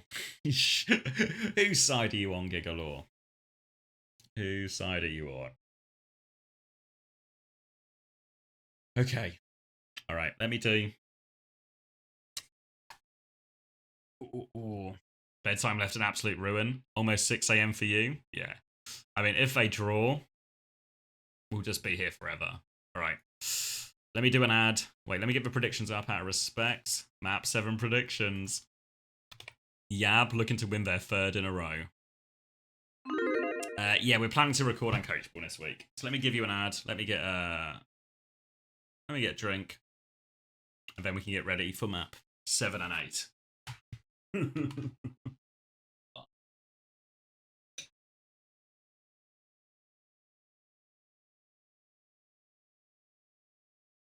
I don't forget a thing.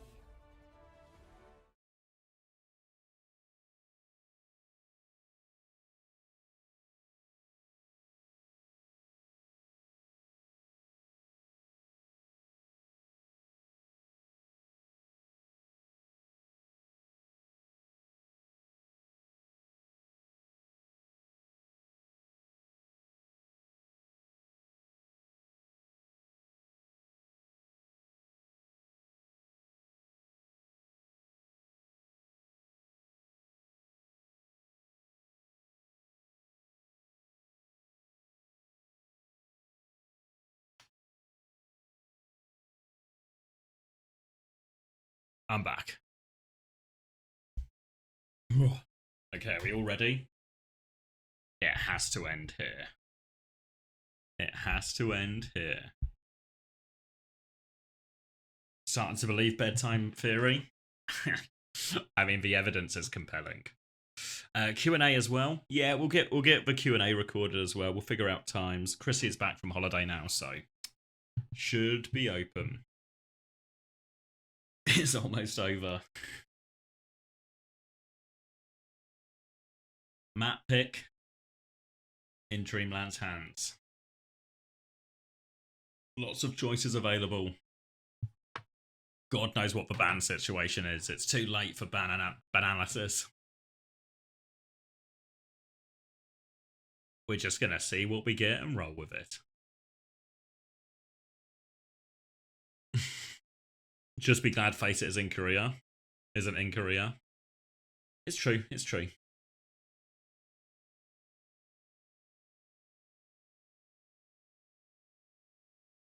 Right, one more map. All the marbles. My sleep schedule was so cooked.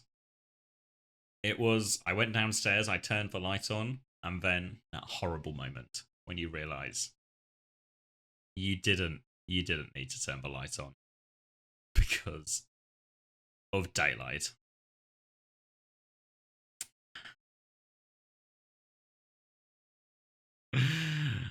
God damn daylight. Do not pick a drawable map. Ilios, undrawable. Undrawable.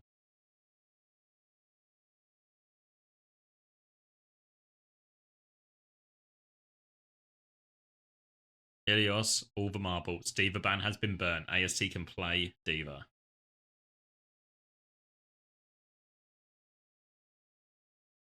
Took till map 6 for the Diva ban to come out, but Sim's not banned, Diva's not bannable from Dreamland. What's even left to pick? Kiri, Lucio all been targeted as well. Hazard is going to be the ban.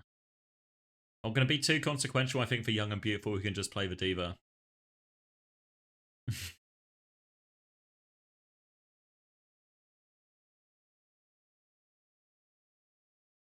Any counterbans available for Young and Beautiful?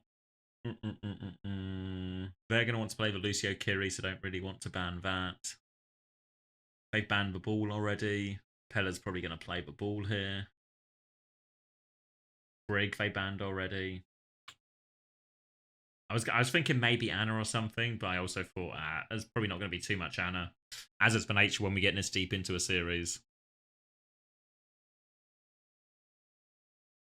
There's not all that much left, honestly. I feel like this band graphic is better when we get an OWCS. It's the bit I like about it the most is this. What I would maybe like, I mean, they kind of have it a bit, you know, they have like Dreamland have already used this. What would be better is as each team took their ban turn. So say, for example, when it's Young and Beautiful's ban, I'm just going to pause over a second so I keep the graphic up. But when each team took their ban turn, if it grayed out the no longer applicable options, you know? So for example, in this situation, Dreamland ban Hazard first, right? So then what it would do is it would grey out all the tank options, and it would grey out all the bans that Young and Beautiful have already used. So it would like grey out the Freya here, grey out the Tracer, grey out these two as well. And then it would show explicitly just what bans are available for them to select. And that would be like the improvement I would make. But I think this is like a step in the right direction.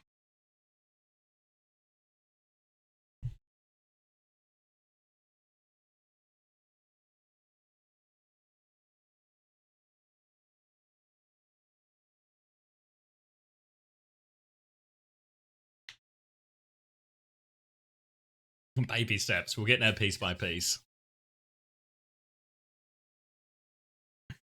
All right, what are the predictions saying?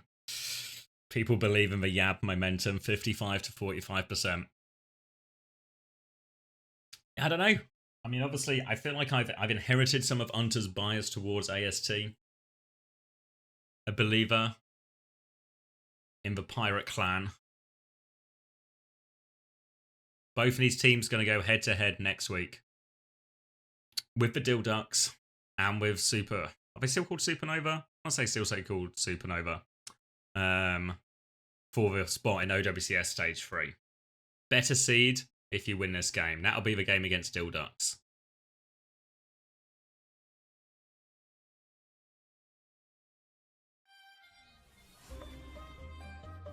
Cue the Ilios music.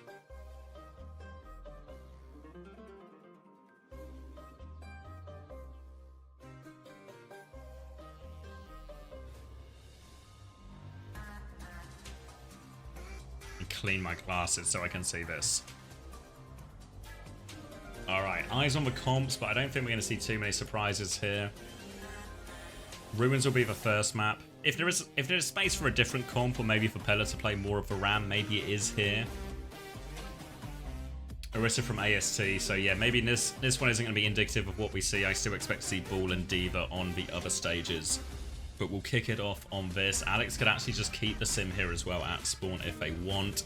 Both teams going to accept a ground tank version of all of this.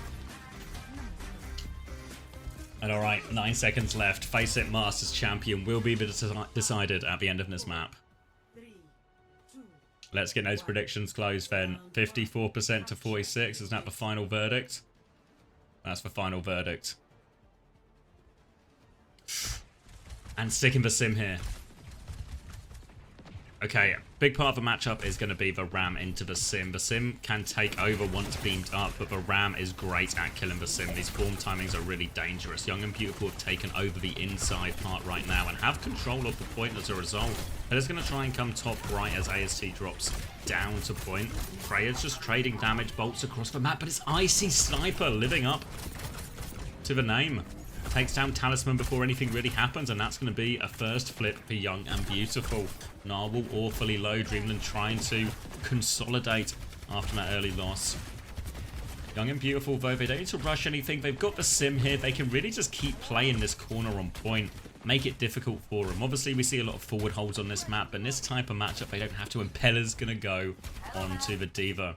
Might force a bull swap, sorry, a diva swap rather out of AST at a certain point, but for now Pella is going to set up behind. They're going to keep anchoring point. AST now, you can see they're starting to get surrounded a little bit. Swing comes in for a Freya, early bowler from Manually, doesn't find anything. AST trying to back up, but taking so much damage. The backline busy looking after themselves. They do get one kill out of it, but tank advantage now, and they're trying to juggle the touch, but it's increasingly difficult. The HP is so low, but Alex has found a trade onto Manually. The Sim trying to do a lot of it here. Turret out, Slam comes through, trying to get towards that TP, but can't. No, can get the TP, but lost the backline. Just a matter of time now for the cleanup, and it'll be 50%. AST is onto the Diva, and this is the matchup we anticipated, the Diva versus the Bull. Dreamland, though, with the Bull version of the comp, they are going to try and hold forward. They want Pella to force these cooldowns out early. Can we get a Suzo? Can we get pressure onto the Lucio? Every cooldown they get out now will make the kills more likely as they get to point. AST is going to match that Bull. The rest of Young and Beautiful want to clear top left. AST going to help get their team closer.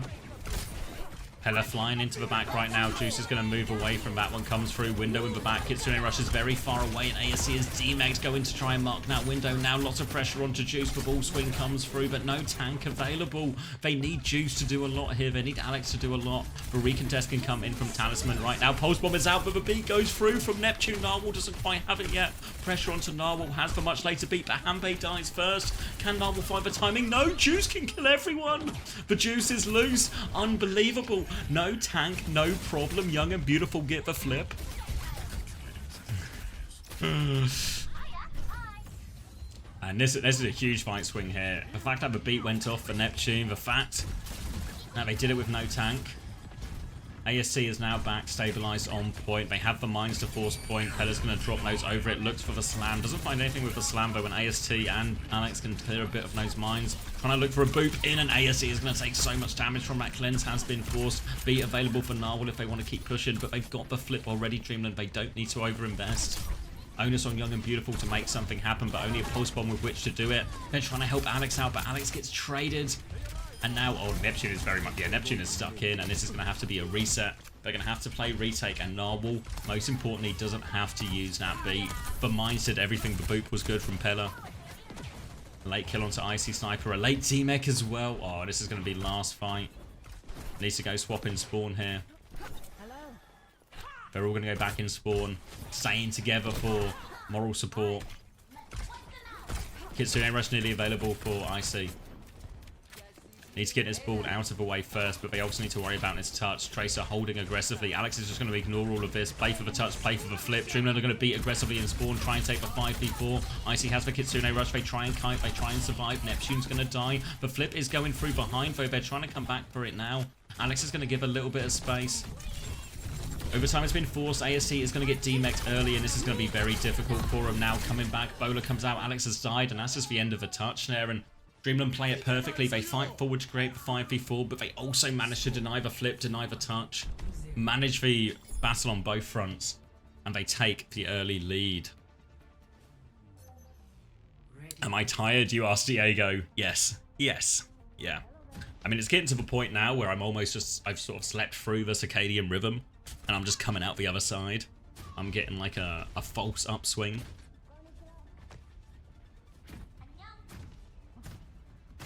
One round away. from becoming playoff champions. Pella playing the ball, Hanbei onto the Baptiste, Young and Beautiful, it's the same. Expect Alex probably to go onto Tracer after the TP out of spawn, yep. Same for Talisman. Pella gonna meet on the right hand side, we enter hell for potentially the last time. Pella playing above now, looking for a slam. It is Young and Beautiful who want to be even more proactive. They are rotating, they are trying to chase Dreamland down. They deal with the first attempt from Pella. Pepper him back a little bit, Juice onto the Cass as well. Pella's going to try and set up again. Pressure onto the back line here, but Hanbei's cleared one threat. Has to lamp for the ball, actually. Pella forces that cooldown out. Neptune has to try and get out with their life. Does get it, and its first flip to Young and Beautiful with the result. Dreamland just busy rotating away, trying to live, and because Pella took so much damage early, can't find it. Now, Alex trying to juke it out, but has to back away from that one. They're going to regroup up, it's forcing the point, but Juice has found the kill onto Narwhal. Juice will get traded for it now. 4v4, they stop the flip going through Young and Beautiful. Battling away, recall has been forced. Icy trying to keep everyone alive. AST boot back, Pella with the swing through. Multiple boot damage here, Alex has died. Flip for Dreamland. Transfer of shields to everyone as well. Icy Sniper TPs away from one piece of danger into even more. And it's retake now for Young and Beautiful. Closer to the support ults, closer to that Kitsune rush. But again, Dreamland are going to hold close. AST's taking a lot of damage, has to be careful. Juice going to swap to the Widow, and that'll clear him out of spawn a little bit. Now on to the Freya.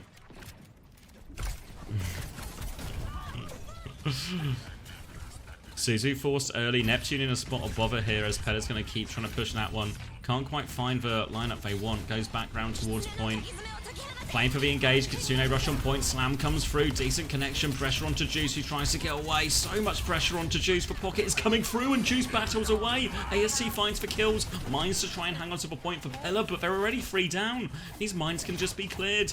Pella can get more capture percentage here, but might even just choose to preserve their life. No, looking for the, will just die on point. Shields, maybe won't even die on point. Hanbei very much dying on point though, and they will get the flip back as a result of this minefield. Late investment from Pella doesn't really get any value. And now Neptune beat advantage. Chance to be aggressive. Alex is holding close with this.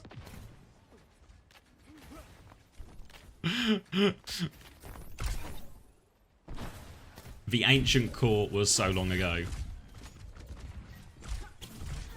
Bit of a calm before the storm as Narwhal is getting ever closer to this beat. Hanbei wants to try and swap onto this high ground. Drops for Window, but not too much to shoot at. Beat comes out from Neptune, but Narwhal should have time to get this one back. Has the beat ready to match it now. Pressure coming in behind. Lots of damage onto the Freya. Beat comes through, connects onto everyone, saves manually, but Narwhal sent off just after the beat. The trade is good, but Bomb forces the lamp. No remake both AST. Talisman has found a second. Alex has to try and get the kills here. Does get one. Flip has been denied. Alex gets 2. Holding it on, pressure onto it. Alex comes to try and save his Freya as well. Forces for Trail away. An ambitious pulse bomb from Talisman doesn't connect. Felt the hero play. And Pella still trying to find kills in the backline, but can't flip the point. They have to reset here, Dreamland. They have to play for another one. Neptune is back. And Dreamland, a swap onto the Kiriko. They are nowhere close to these support ults. They have to take the fight without it. The fight goes long. Icy will be getting that Kitsune rush. Pella's going to have the mines before all of that, though. A chance to try and flip the point. Pressure onto the back line. Icy Sniper doesn't invest any cooldowns. Juice has pushed so aggressively for this kill. Take aim bolts, and Juice has got the better of him. Looks for it as well, but take aim bolt. Juice is good for it. But Juice is well and truly loose. And Young and Beautiful looking to tie this one up. 2-player advantage. They just need to deal with threats on point. There is a mines available for Pella still. Looking for one more. A potential impossible clutch for Pella. The bowler comes out. Doesn't connect though. Pella playing for the flip. Neptune comes to contest. Clears Pella out, but they've sort of extended the fight. They're nearly back to 5 here, Dreamland, but Pella is awfully low. Kitsune rush now from Icy. Comes up. Neptune a mile away, but dies just before the beat. They need more out of this Kitsune rush now. Alex looking for the kills, looking for the pulse. TP in. So aggressive here from Icy Sniper. 1 HP on the high ground. All the kills coming through. Pulse bomb just out with the damage. It's been done. Young and Beautiful are going to tie us up 1-1, and we are going to Lighthouse.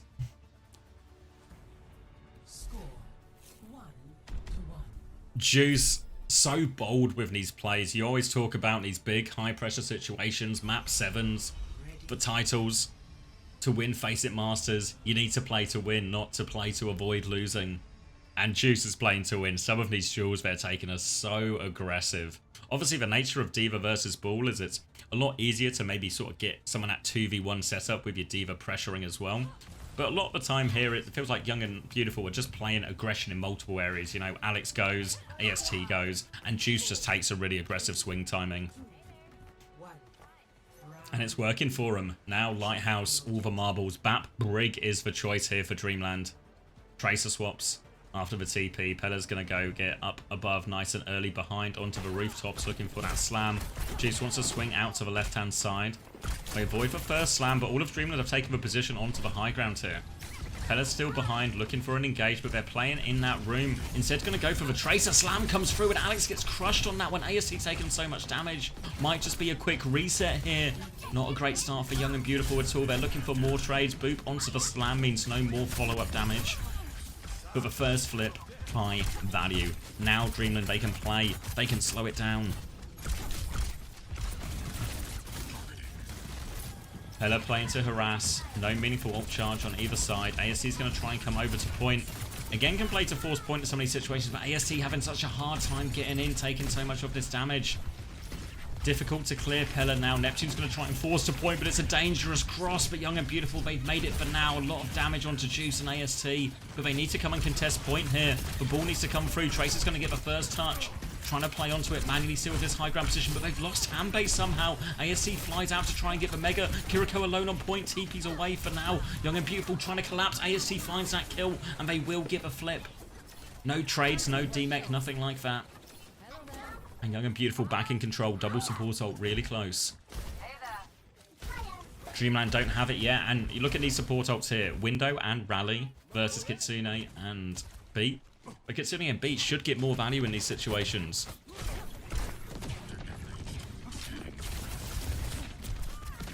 Pella coming through for the slam. Looks for it. Into the air is Juice. Forced away. Kitsune Rush now available for Icy Sniper.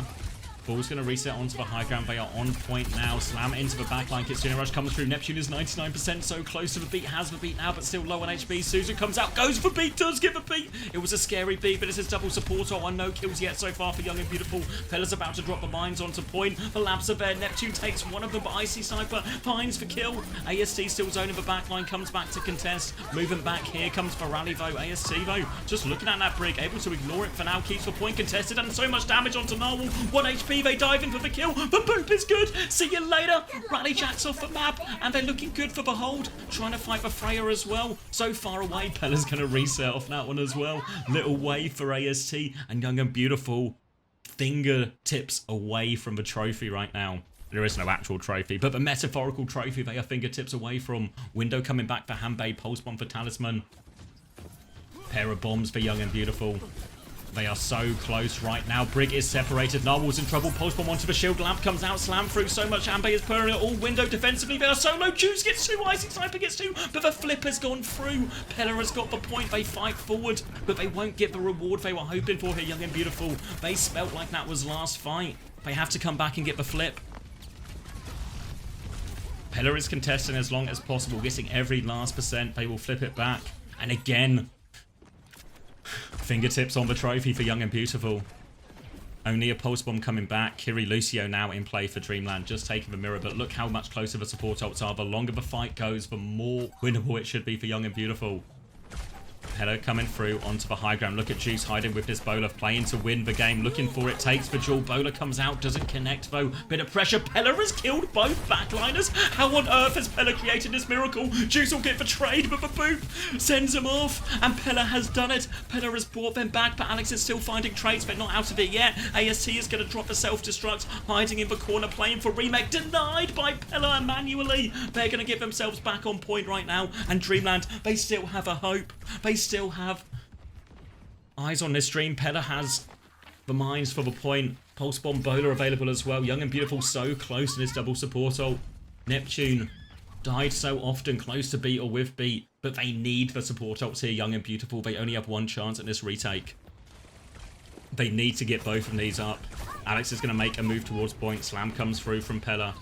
Alex dies on point early. They have time to reset if they want. They're going to go for it. Neptune is on point, 98%. Needs to be so careful. Gets out. Kitsune Rush available. Beat available. They have the ults here. They force out the mines. Are they just trying to reset? The beat comes through from Neptune. It only catches 3. But can they find any kills? Icy Sniper with the Kitsune Rush. TP's back. Neptune's going to die to that bowler. Kitsune Rush on point. Mines are there. Trying to get value. Trying to clear it. ACT has found manually. Dreamland are getting close to their support ults here. Alex needs help on point. Recall has been forced. AST and Alex, they need to do so much. Pulse bomb just onto the wall. Nothing. Handbase low. AST finds one. But AST so close to getting D-Mex here. They need help. Neptune flies back in. It's killed Talisman. They're not out of it yet. The D-Mech comes through. Narwhal is low. Desperate for his kill. Pella's still swinging around. Pella's got the boop onto Neptuno. Junon coming back from Icy Sniper. Gonna kill the baby as well. Dreamland, the beat, the finisher, the slam. Pella's gonna get it all done. Pella with an inexplicable clutch after clutch here on Lighthouse. And Dreamland, unbelievably, they are back in it. They are your FACEIT Masters Playoff champions. What a clutch from Pella. 4-3. The ball. The saving grace.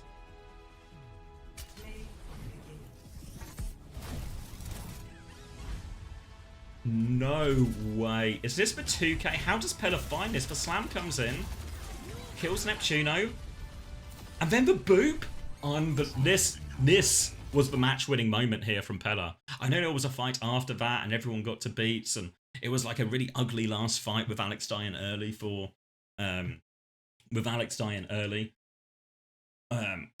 Young and Beautiful. But what a clutch from Pella. Great match, honestly. Worth staying up for. What a result for Dreamland. Stopping the momentum. Young and Beautiful pushed them all the way. Best final fight of 99, yeah. Best of 7 I've seen. I mean, it was actually a class series of back and forth. Changing momentum. It looked at a point, you know, when it was 3-1 to Dreamland, it looked like Young and Beautiful were out of it. But a huge King's Row. They keep coming back. They forced that map 7. They almost had it. And even the fight before Pella hit that 2k clutch, and then Pella finishes the final fight. Even the fight before where they get the flip. That was good work from Pella and Talisman. Like if they don't get that flip, they don't even get a chance for Pella to clutch in the next fight, you know?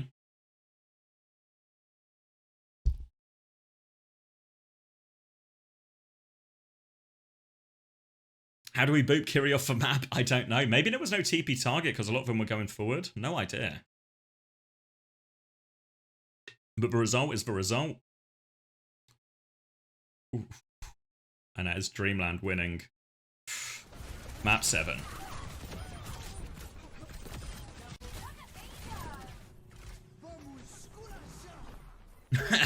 Gets the beat off into the boot. Neptune's so close to the environmental Ajax.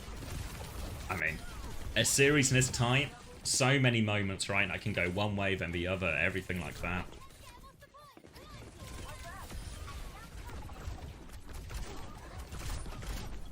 So many big moments from Juice, actually. Like, Juice, real talent there.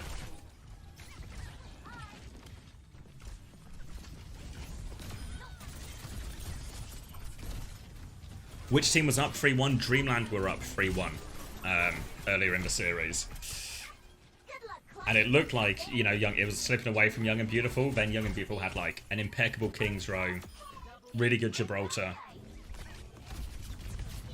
You think there's no way either team is worse than Ducks? I don't know. I think Ducks get dragged into a dogfight with these. I think, like, Supernova are odds-on to stay in OWCS. And then these remaining 3 teams, Dreamland, Young and Beautiful, obviously we know we're pretty evenly matched. But I can see a world where Dilducks are just dragged in with these 2 teams.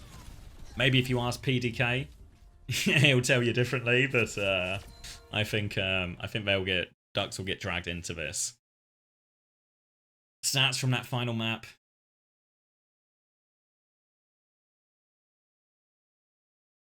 Pella 24 and 4, 12k damage.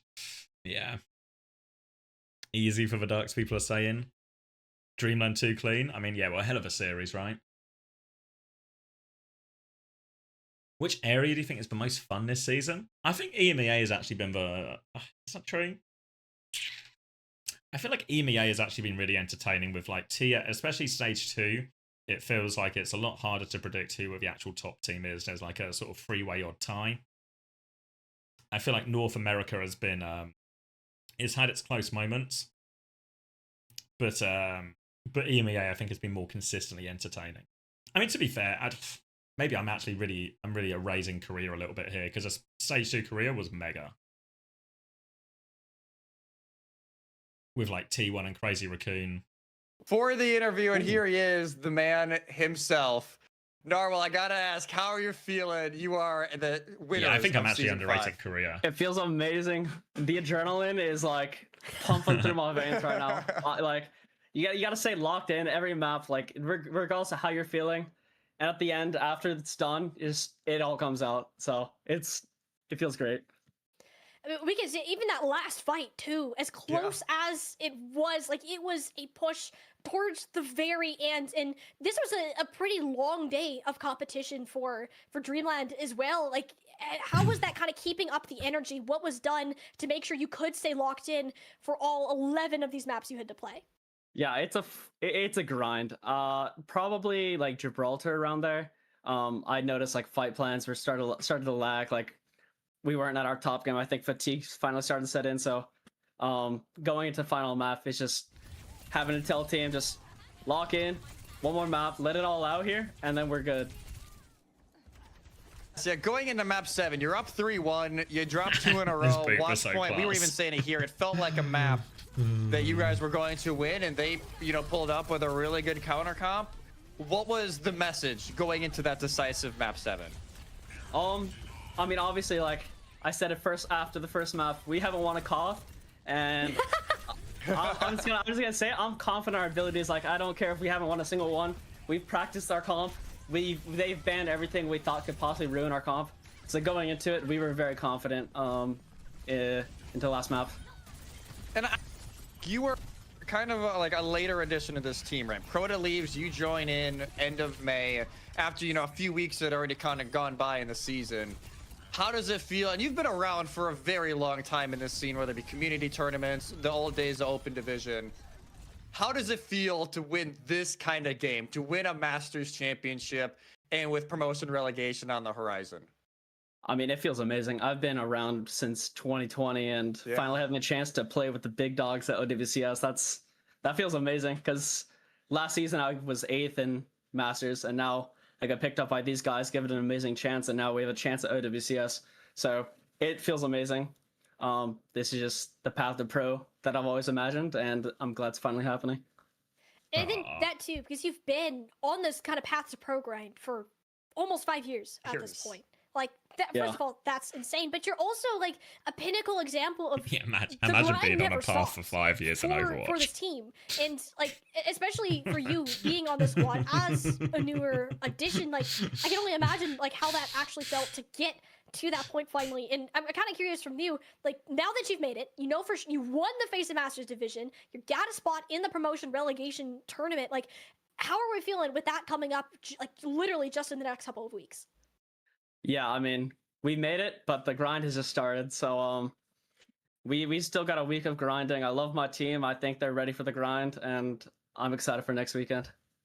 Awesome. Hey, if anybody can teach them about the grind mindset, it is absolutely you throughout this. But it looks like we do actually have a bracket visual. So you will be starting off against Dill Ducks as your first opponent there. So how are we feeling about the Dill Ducks? You got to see them in OWCS a little bit more. Is that a winnable game?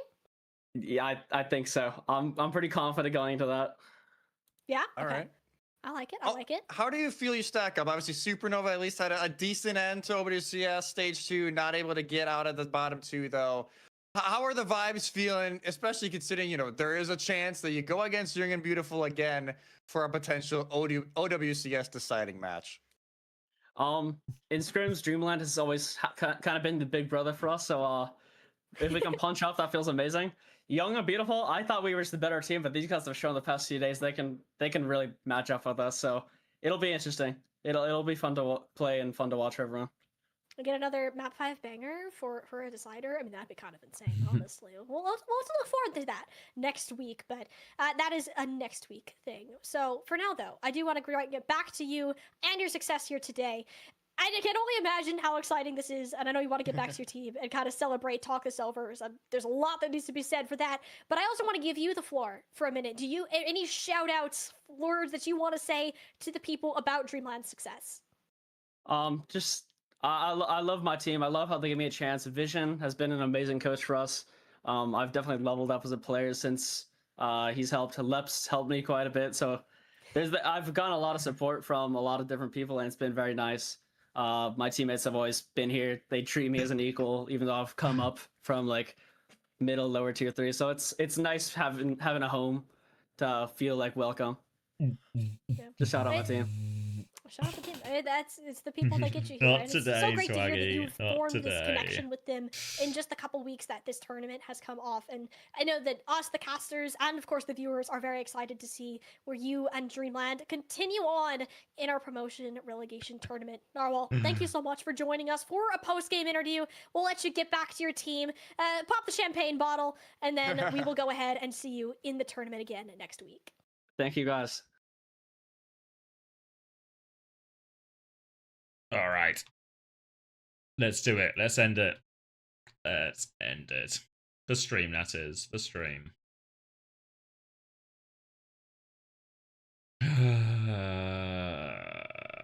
Who's streaming? Anyone still streaming?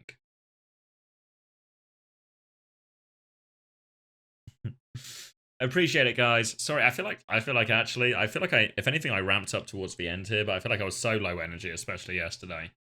So not my hottest weekend, but I'm glad you enjoyed it. And we'll be back next week, Sunday, for all that promotion relegation action as well. Yeah, no EMEA streamers. Because I imagine OC already going off. Could just drop a Carter fan one. Any of the other players streaming?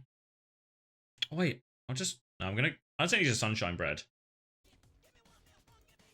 I'll send you to Sunshine Bread. Because there seems to be some good stuff going on here. These are terrible.